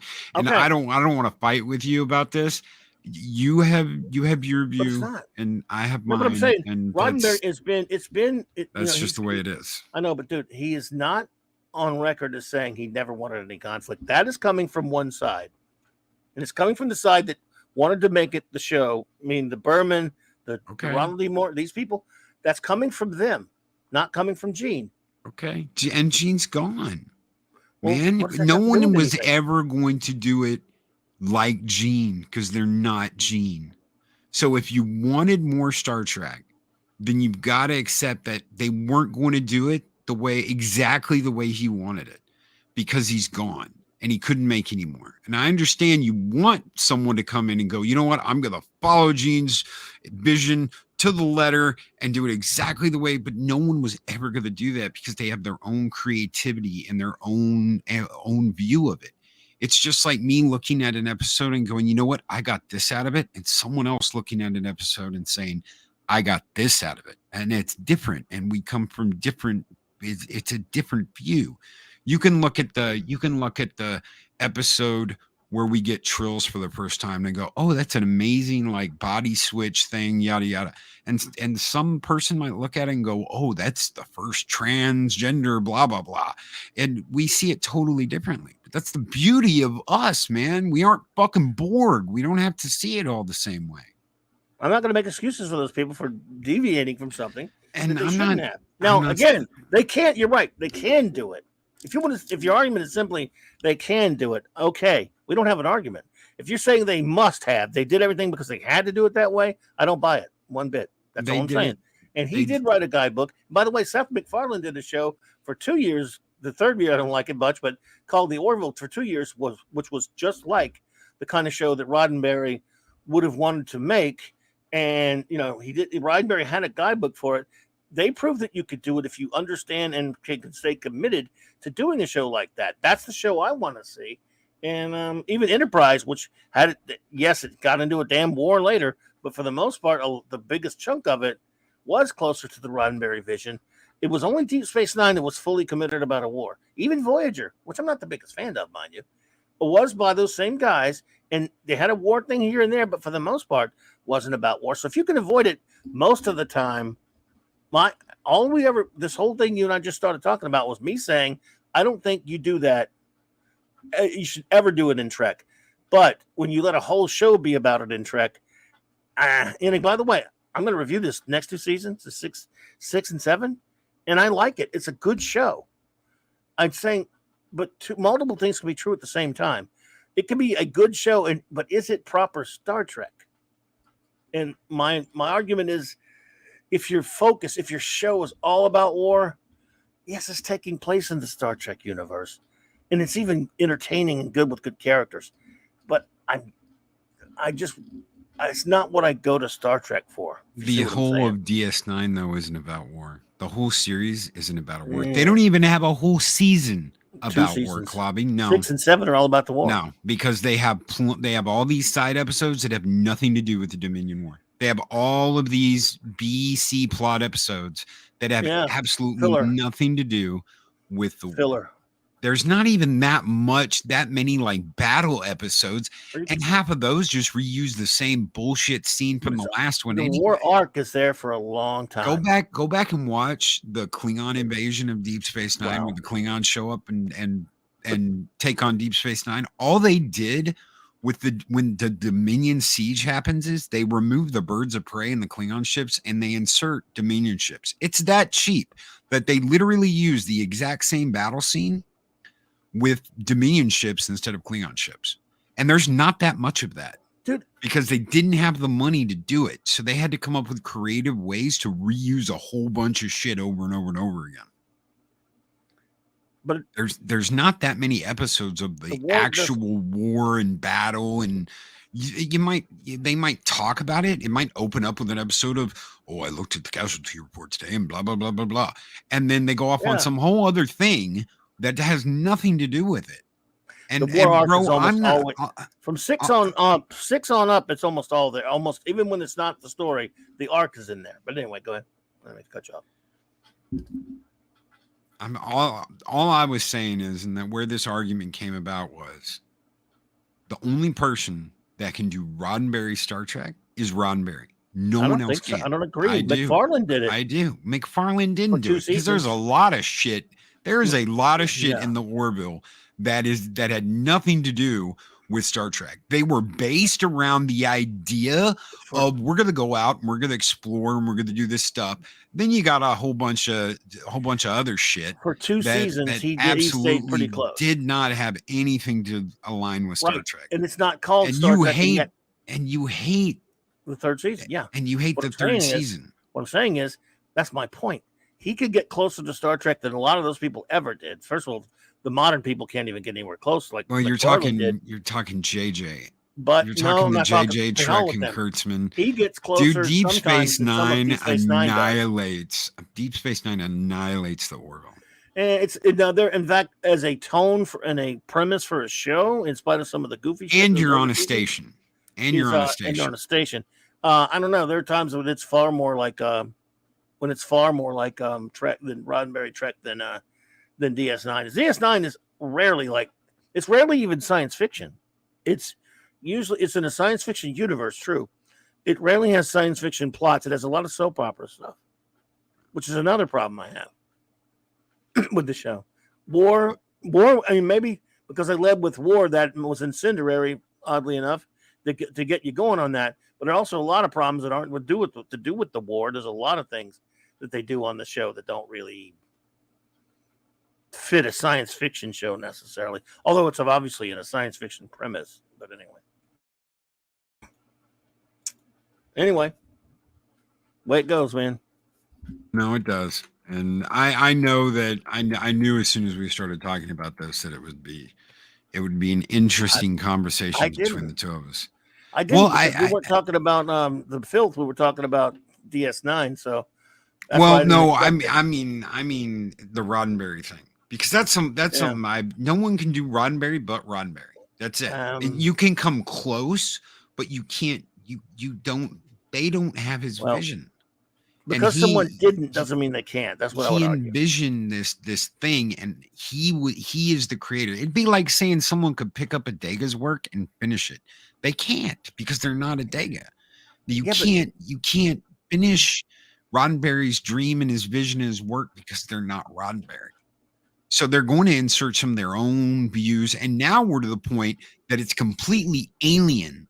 And that's why when the Orville came out, we flocked to the Orville, man, because it was a lot closer to what we originally saw and what we originally loved about Star Trek. And the shit that's out now has just been alien to us. And I think you can't blame anybody for looking at this last season of Picard and going, you know what? I feel it's closer. It's moved back across the mid zone. And if you feel that way, that's okay, because it's more familiar to you, and those characters are more familiar to you than any of the other shit we've been getting. I don't know who the hell Patrick Stewart was playing for season 1 or 2 of Picard, but that wasn't him. Same he plays in the 3rd season, really.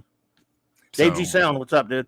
I'd buy into that. What you're saying about how no one can do it but Roddenberry, if there weren't gigantic chunks of other Trek shows later that were very close to, whether they're good or bad, it's different, that were very close to the vision, that did follow the vision far better than DS9 did. You had people that were and I like DS9 directly with Roddenberry.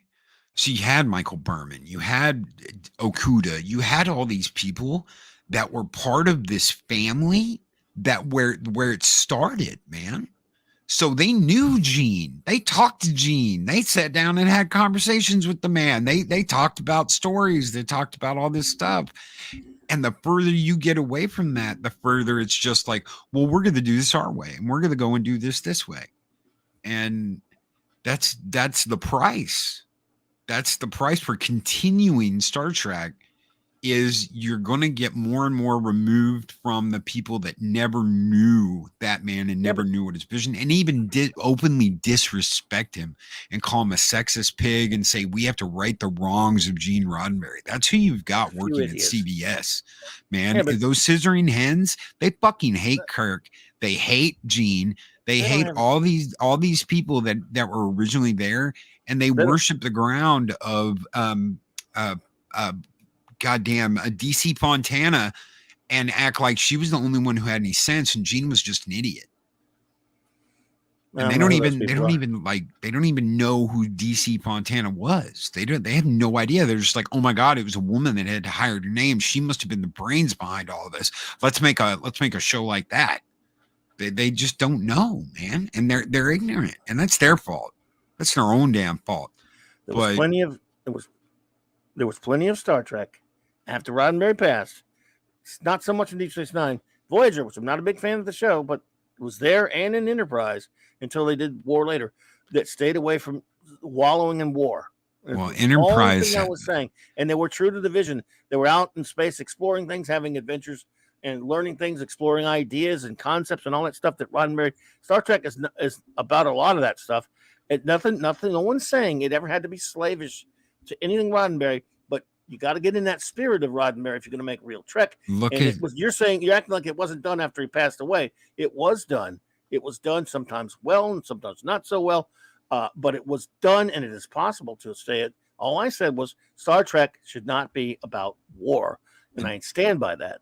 Even though they did it on Enterprise, and I didn't like them doing on that either. Look at Enterprise, though, and I'm not even talking about the war. Look at Enterprise. Look how much sex was in Enterprise. Look how much how much they had a little bit here and there. They rape Vulcans, raping people. Do you think Gene would ever have allowed Vulcans? Hell yeah, Vulcan mind raped. What's her name? That was a mind, but that's not the stuff. It's the same, but they dealt with it. She felt it all. He would have never allowed that. He would have. There's a lot of shit in Enterprise he would have never been okay. That's speculation on your part, but I can't do this. We got to stop, man. When it's comics talk, and we've jumped on. I absolutely 100% disagree with that statement. But you got to allow conflict and bad things. He never said you can't have conflict on the show. That is coming from his detractors and idiots like Ronald D. Moore, who doesn't know what who said that because he has many times made fun of and trashed the Roddenberry vision and doesn't like it. So no. How is it right? And this is my point here.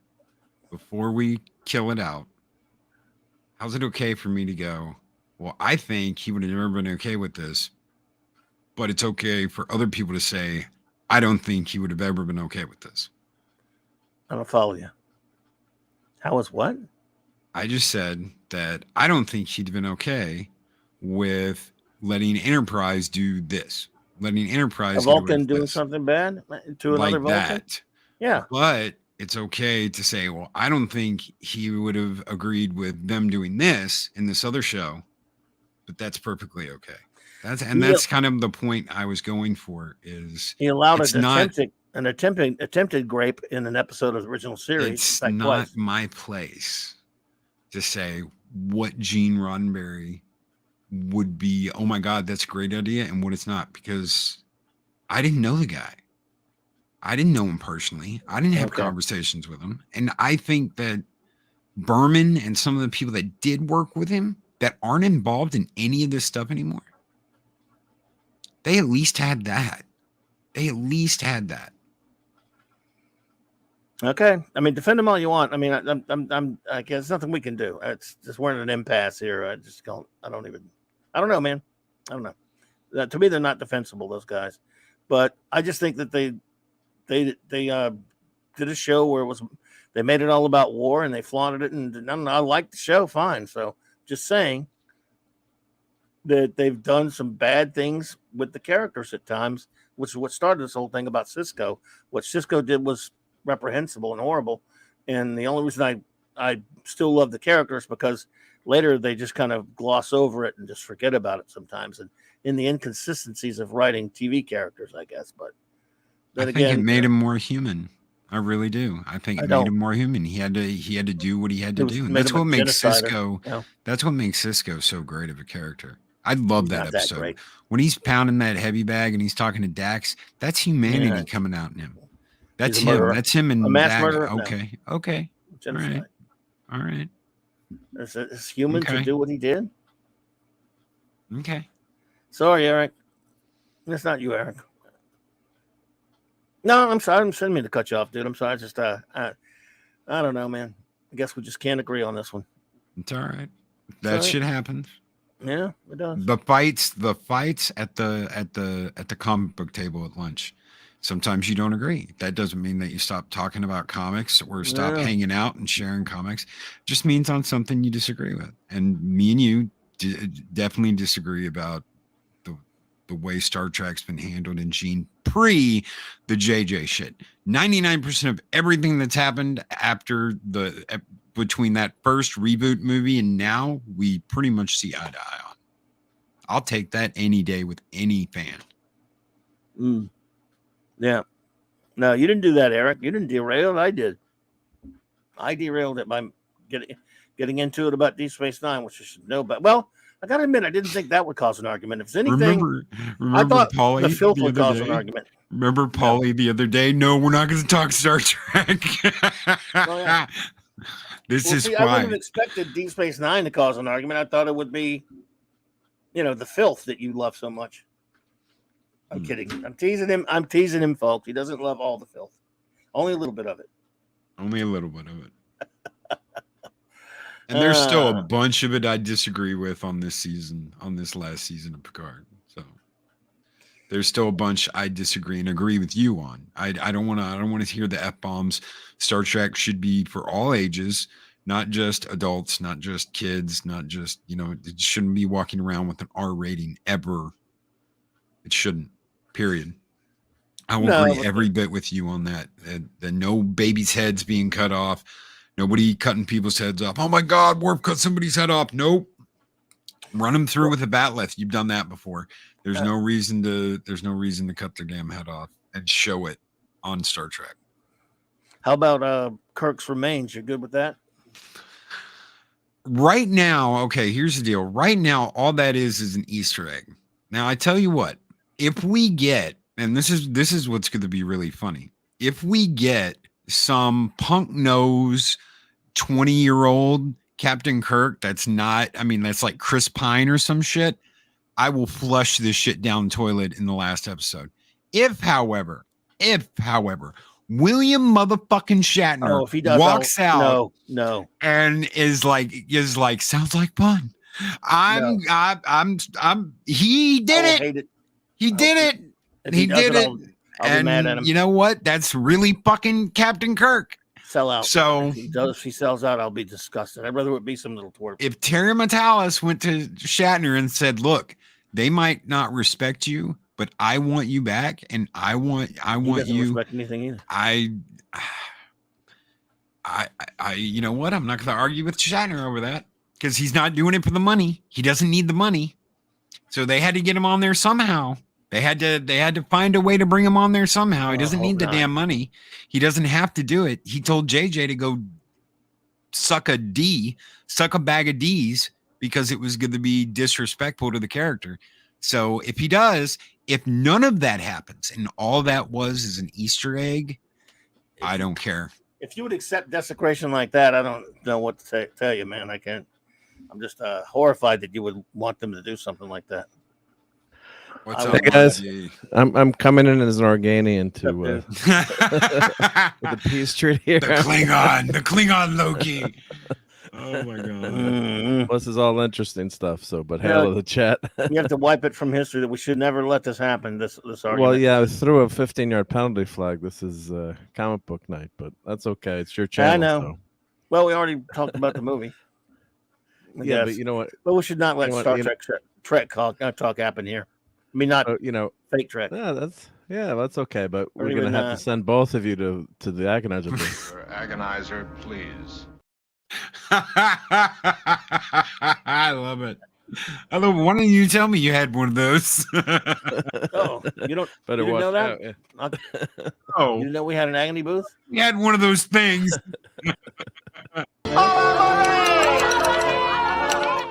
I don't think that was. Your agonizer, please.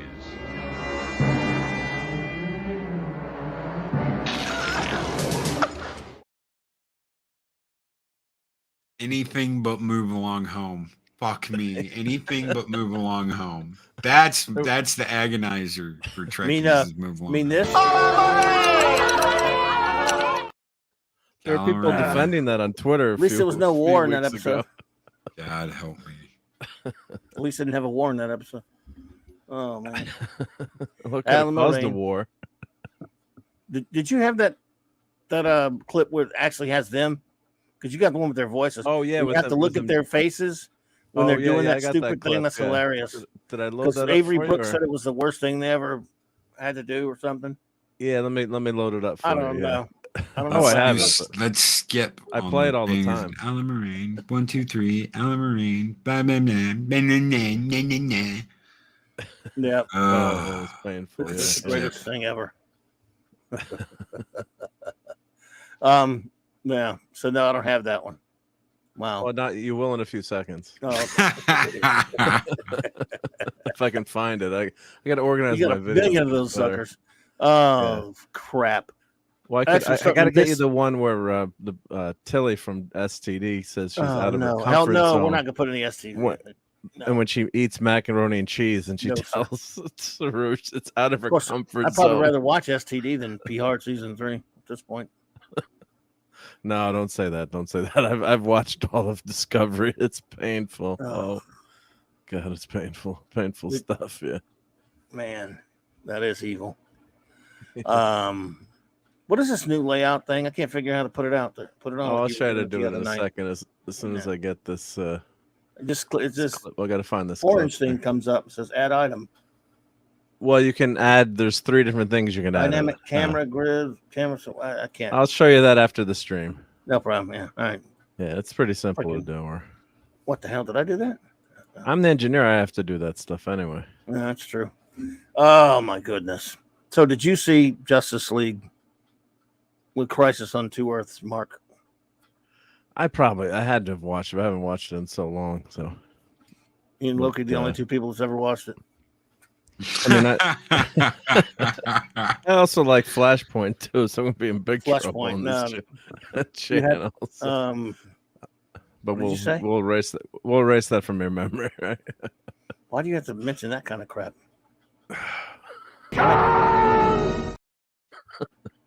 Trying to get your mind off of something else. Yeah. It's clobbering time!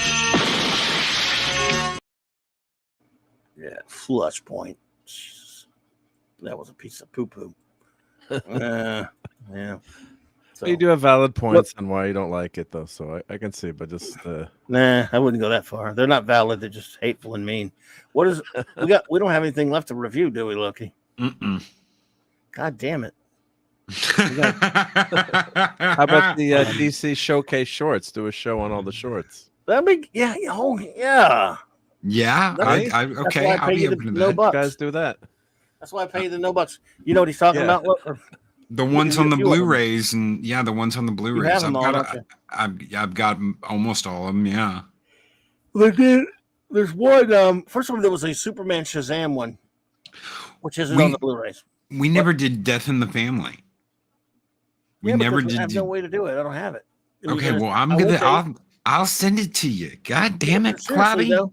Yeah, but I'm saying, I have like I said, remember I told you I went to watch it on HBO Max, and I Yeah, turned it that's- on, and it shows you like it lasts about like 10, 15 minutes or something. It's dumb. It's dumb. Okay. So the I still don't Blu-ray understand it. is a pick your own adventure.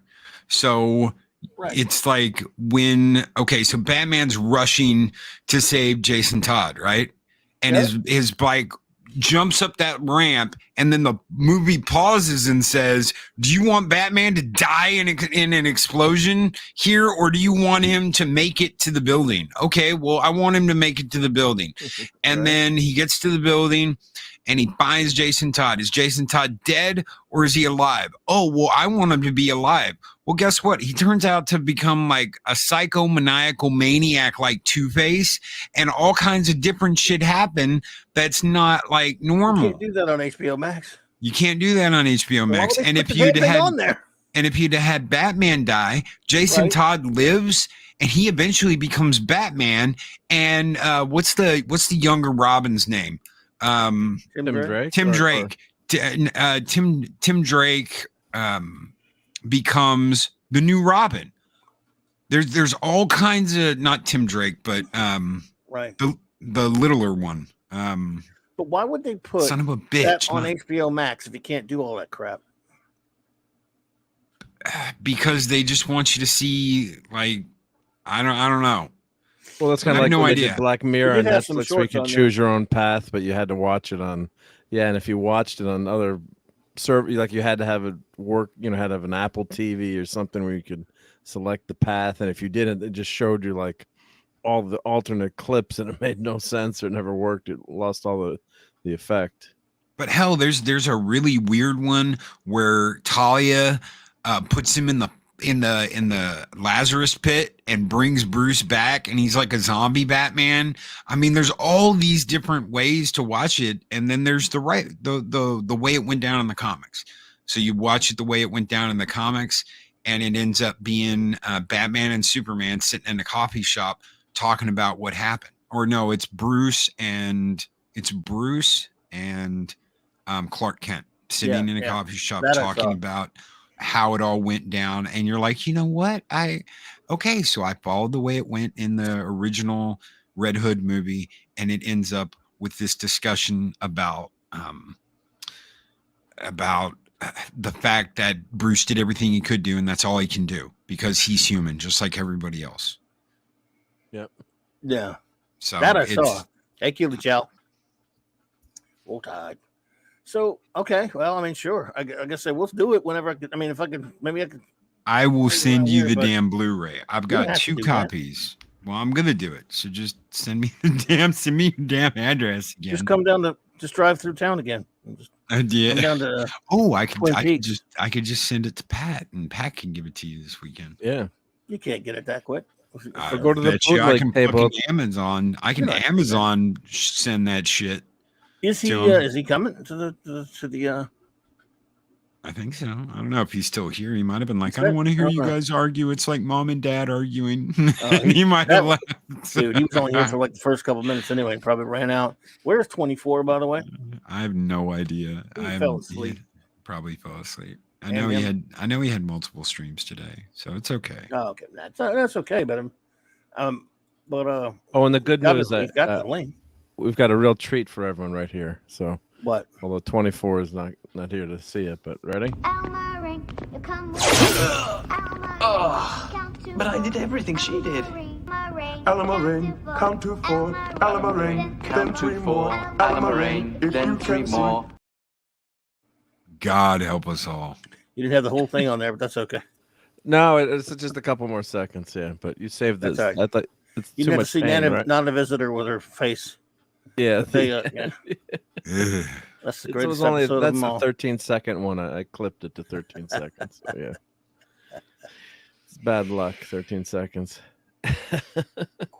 Man, that was first season or second season. First season. Well, that might have been a decent episode, but they ran out of money, so they had all these things planned in that game, and their writers Right. are like, what do we do now? And they're like, well, we'll have them play hopscotch for one level of the game. So it's Well, not they should it's not not a have done bad that. idea. That was but a bad it's- idea, though. Yeah, like when you're out of money, not That a, was so a stupid. concept. Yeah, like what are we gonna do? Yeah, it's like a high Yeah. school play at that point. Jesus, it's ridiculous. Crap on them. Well, what are we going to review next? We Oh, gotta review besides that one. I mean, okay. if we got that one, fine. I'm saying if we didn't, I've got 2 copies. I can either send you a copy or I can send one to Pat S and have him give it to you over the weekend. I mean, I'm willing to do it. Sure. I mean, I'm not gonna, I can't stop you anyway. If you can send it in, Right. but I mean, you don't have to do that. But we should review those shorts. Yes. No. Absolutely. Absolutely. You've got. Let's see. I mean, how many should we review? There's a bunch of them. Blue aren't there? Beetle They're one. I like love the 10 or 12, right? Yeah. Yeah, the Blue Beetle one's great. The Commandy is great. The Sergeant Rock, Losers, there's Death. They had a Death one as well. Jonah Hex. Oh, Green Arrow's a good one. The Spectre.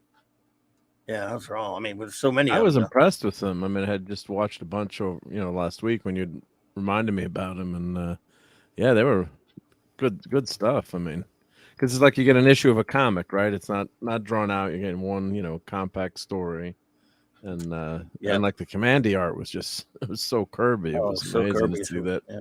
and the arts, that one stood out. But yeah, it's fantastic to see that.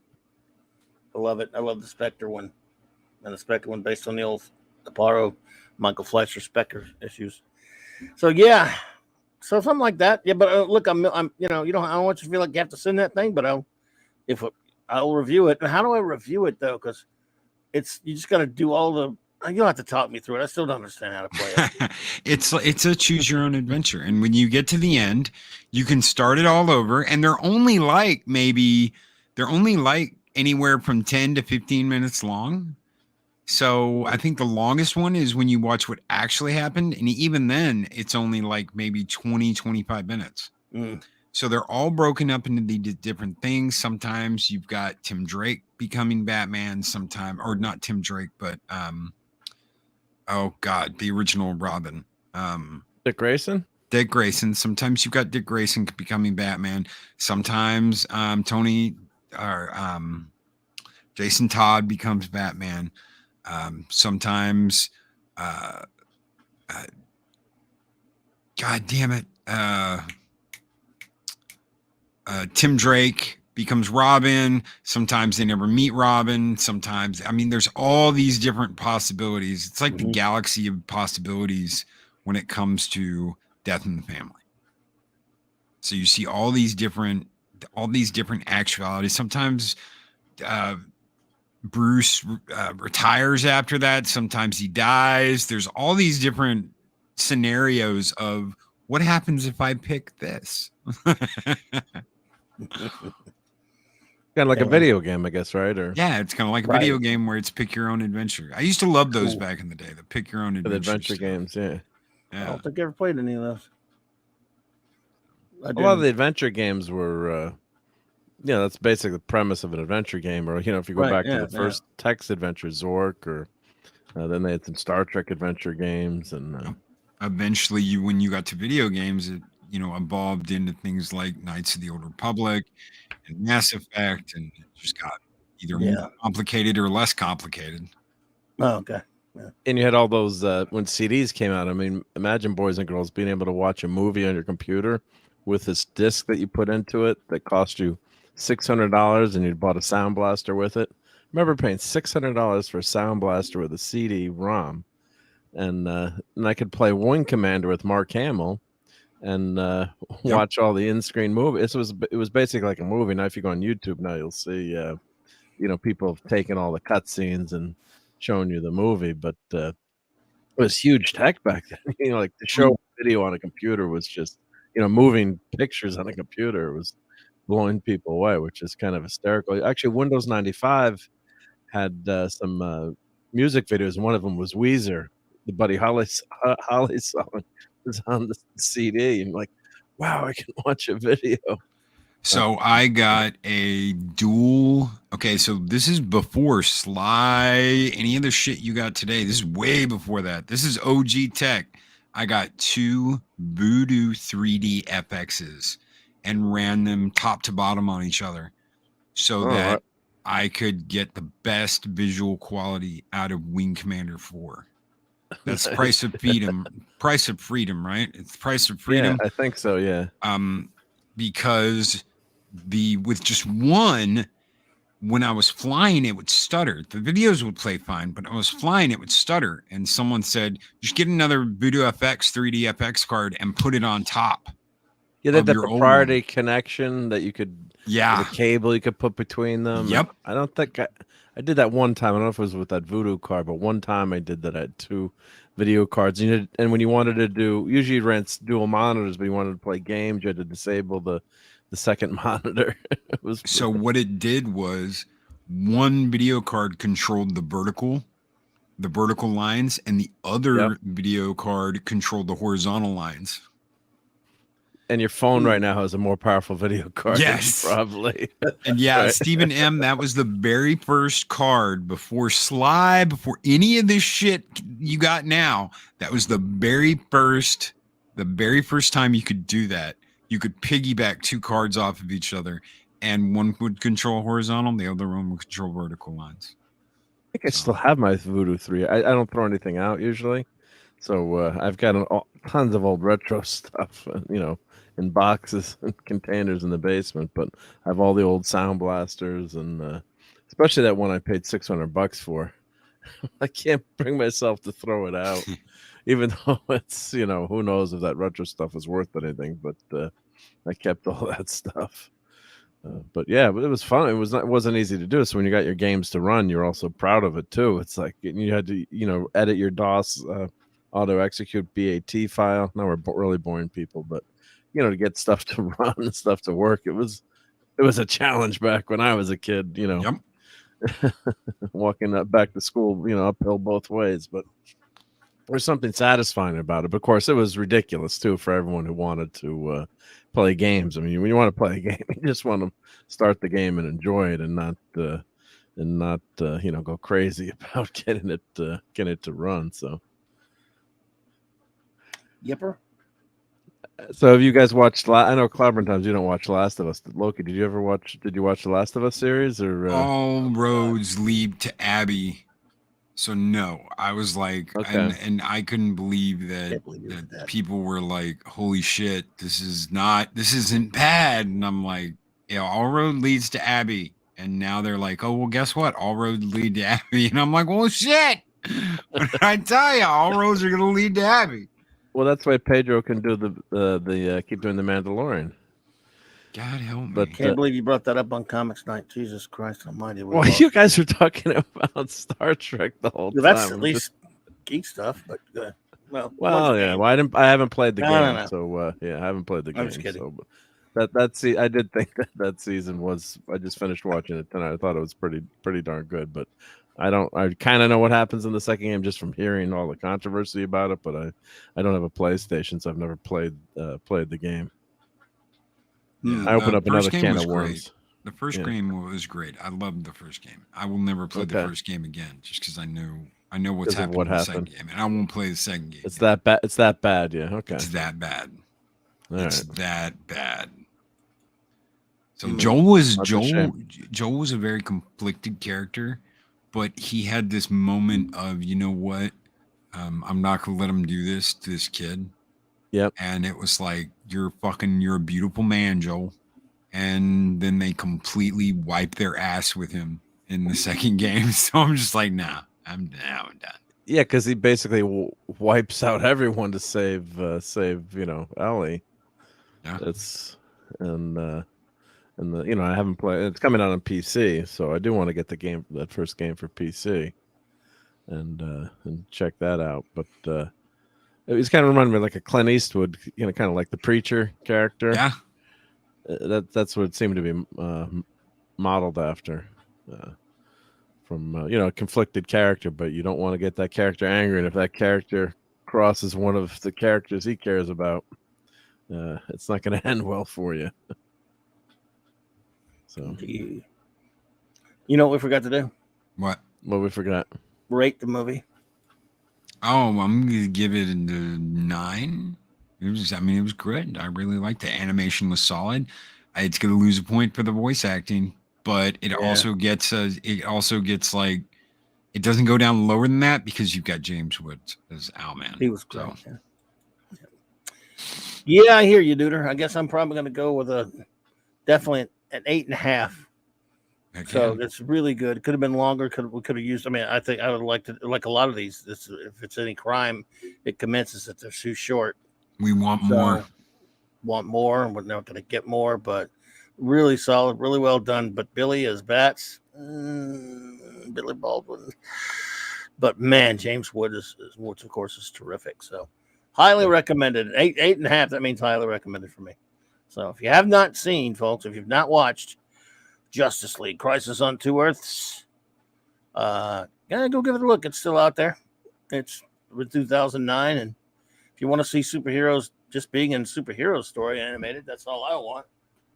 It's all I want. I'm never going to get it again, ever, probably, but so just go binge watch the old ones. Binge watching Green Lantern right now, and then almost to the end of it, I'm sad. I got to slow up just because savor it, make it last longer. What a great show that was. Only 26 episodes. It sucks. That is a really great show. Yeah. Yeah. Loved it. Well. And we didn't really ever get any good Marvel animated films, I have to say, too. Not that you guys would switch to doing that, but I liked the Ultimate Avengers. Sue me. I liked the story with Cap. I always loved that story of Cap about him getting frozen, them waking him up, and he's like, "Did we win?" And what's his name? God damn it! Fury's like, "We did, boy, we did." And you're like, "Yeah, fuck yeah!" He's like, I did like that one, yeah. But I didn't like the second one, and even though Thor was like a fucking Greenpeace save the whales hippie son of a bitch, there were moments where he's like, "You dare strike the son of Odin," and I was like, yeah. And the other movie that I love too, it's more for kids, but Avengers Next. I've mentioned that a few times. It was better than the second one. It was better than the damn second. That was the one with the kids. All the kids take over. It's set in the future. They have that time jump. I don't know if anyone remembers that one. Yep, besides me. But I've got all of those. Give me just a second, because I've got like a pack. Didn't they do like 6 or 8 movies? They did Hulk, then Wolverine, and Doctor Strange. Huh? They started off pretty good in the Marvel series. Which one? There were a bunch of the Marvel animated. Doctor Strange looked terrible. Yeah, I kind of like that one where Hulk fought Wolverine and Thor. That was pretty good. Yeah, that's the one I was thinking of. Yeah, but after that, I don't like the Marvel ones. Yeah. The only great thing Marvel did was Earth's Mightiest Heroes, and it only lasted 2 seasons. It got screwed over. And Clobby doesn't like. I'm gonna share my screen real quick if that's okay. Mm-hmm. What do I not like now? It's probably true. I don't like anything anymore. Ultimates. Okay. I don't know if you want to share that or not. Yes, it's got my the Ultimates one. Okay, so you got Ultimate Avengers the movie. You've got Ultimate Avengers 2, Next Avengers, Heroes of Tomorrow. That's the one with the kids. Yeah, the Invincible Iron Man. I didn't like that movie. Even though it's got the original suit in it, the iron suit that Iron Man wears in the first Iron Man movie. Thor, Tales of Asgard, Planet Hulk versus Planet Hulk was okay. That was pretty good, yeah. Yeah. And then you've got Doctor Strange. So those are pretty much your Marvel 8-film complete collection. Yeah. And they did all kinds of really kid stuff after that, basically. It was really juvenile stuff, wasn't it? I mean, I'm remembering correctly. Yeah. But they still can't compete with the DC, the best of the DC movies. No. Yeah, because we reviewed them all the best ones. We've reviewed not everything though. We didn't review Year One yet. I don't know if you like Batman Year One. But I would love to do that. I would absolutely love to do that. Okay, we should do that one. We didn't review Dark Knight.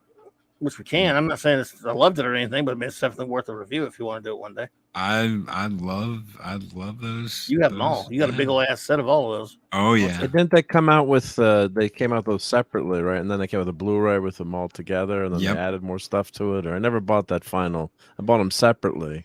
Then I didn't buy the third one. I've got the 2-parter, and then I've got the Ultimate Batman collection. Mike sent me that. Mike sent me this Ultimate Batman collection for my birthday or something. The Mexican Iron Man. The Mexican Iron Man. So I ended up with all the Batman movies on Blu-ray. Nice. And I got all the Superman movies on Blu-ray, and there's a couple of crossovers. I don't know why they did that. They should have just thrown in some extra shit. We've reviewed all the good Justice League ones. You know, Justice League, this one, New Frontier, Doom. I think that's all the Justice League ones. And then Superman, Batman, Public Enemies, Apocalypse, or something, or Armageddon, whatever it was, Apocalypse. And then All-Star Superman and what else? And Batman Under the Red Hood. Yep. Almost all the Batman singles. We did almost all the Batman and all the Batman Superman crossover stuff. Yeah, we did. Oh, yeah, we did Even Long Halloween. World's Finest. Yeah. Yeah, we did do World's Finest. Yep. We did some Christmas stuff. You know, so, but there's still a few of them hanging around out there, I think. You know, like I said, we've got like you got Year One, Dark Knight. There's like I said, some of those shorts would be fun. So there's still a few things to do, of course, and then you never know from there. Yep. So, but I appreciate you hanging, dude. It was a lot of fun doing it. I'm glad you enjoyed it. I'm glad you enjoyed the show. Oh my God, look how late it is, dude. You got to get up early and around making you late. I'm sorry. Yeah, Loki's got the morning show. You're fine. Yes, he does. You're fine. I'm usually up to about 11:30, 11:45 anyway. So I'm usually up close to midnight. But usually I'm in bed, and like the last couple of weeks, we've been watching that 70s show before we go to bed. So, okie dokie. I hear you there. Well, thanks a lot, dude. I want to thank everyone for being here with us tonight. Thank you. And thanks to the great Stone Loki for helping me review another one. It's a lot of fun doing that. We will do more, folks. Check out Justice League Crisis on Two Earths. Let's see here. And, of course, shout-outs to the Wrenches, Eric K. and Pupper and Chris Bergen, D-Lod Martin and Lawrence Dalton, his Pupper and J-Man and Hungry Boy and Steven Kalel and Maddie's Daddy and Phantom Outsider and Apollome's Pupper. And thank you all for being here with me tonight, being here with us tonight. We really appreciate you. All of you have been fantastic. I hope you have a decent. We hope you had a decent start to your weekend. Hey, Cardinal Sin, thanks, buddy, with a $1.99 super sticker. Thank you, man. Yeah, brother. Oh yeah. Good to see you. I appreciate that. And say, hey, you. So, thanks, Cardi. I hope you're doing well, Lady Mist. Lovely to see you. All of you. Just a pleasure to have you here with us tonight. And a big thanks, of course, to the great Chief Engineer, Mark D. with the C for popping in with us. Had to pop in and talk to you guys. Yep. Yeah. You get in your corner. Referee. You get in your corner. Yeah. Yes. Boys. Oh man, well, come on. What did we do? I thought we were perfectly You had behaved. fun. We had I fun. thought We we were did. well behaved. We did. Well, that's what I'd like to hear. A good discussion going back and forth, and it doesn't get personal. Which sometimes it does on the internet. Not that you guys would ever do that, obviously. But, hey, when you're debating with talking with people, and then it just evolves, and you can't listen to what the other person's saying, then you're never going to learn anything. It did that once with me and Rambling Canuck. Literally, because that was the first time I had ever met him or talked to him. We were literally screaming at each other over Picard because I thought it was dog shit. I absolutely hated the first season, and he's sitting there like it's great. And Someone said Patrick Stewart should kick the bucket, and it wasn't me. We know that now. Yeah. But he's like, you said Patrick Stewart should die, and I was like, no, I didn't. He's like, well, somebody did, and I go, well, it wasn't fucking me. Could he have been talking about the character, maybe? No, like the actor. Wow. Yeah, they threw that out there just to start shit and to get me and Canuck going at each other, and it worked. Yeah, that's a bit it much, worked. Yeah. It worked. Right. Was that Finnegan who said that? No, it was a guy named D. We didn't yell at each other, though. Finnegan. We didn't get mad. Well, maybe I didn't get mad, so I know you didn't. So we didn't do anything like that, did we? Well, I never said. Yeah, so you had a nice debate. Start accusing us of stuff. I didn't get mad at you. I didn't say that. I know. I love Star Trek Discovery. No, just kidding. So do I. I love discovering Star Trek. Yeah, I don't think it was heated discussion, but I mean, I guess because Loki, we've never had one of those. Maybe that's what it is. Yeah, we've never really. Besides, we're some old suckers, so we look pretty silly sitting around, punching each other in real life. Trek. Yeah, talking about Trek, like, So, thank you all, and let's see, where am I? Oh, have a fantastic remainder of your evening and your week. We'll see you all over the streams. See you at Loki's in the morning. And, and everywhere else. Take care, everybody.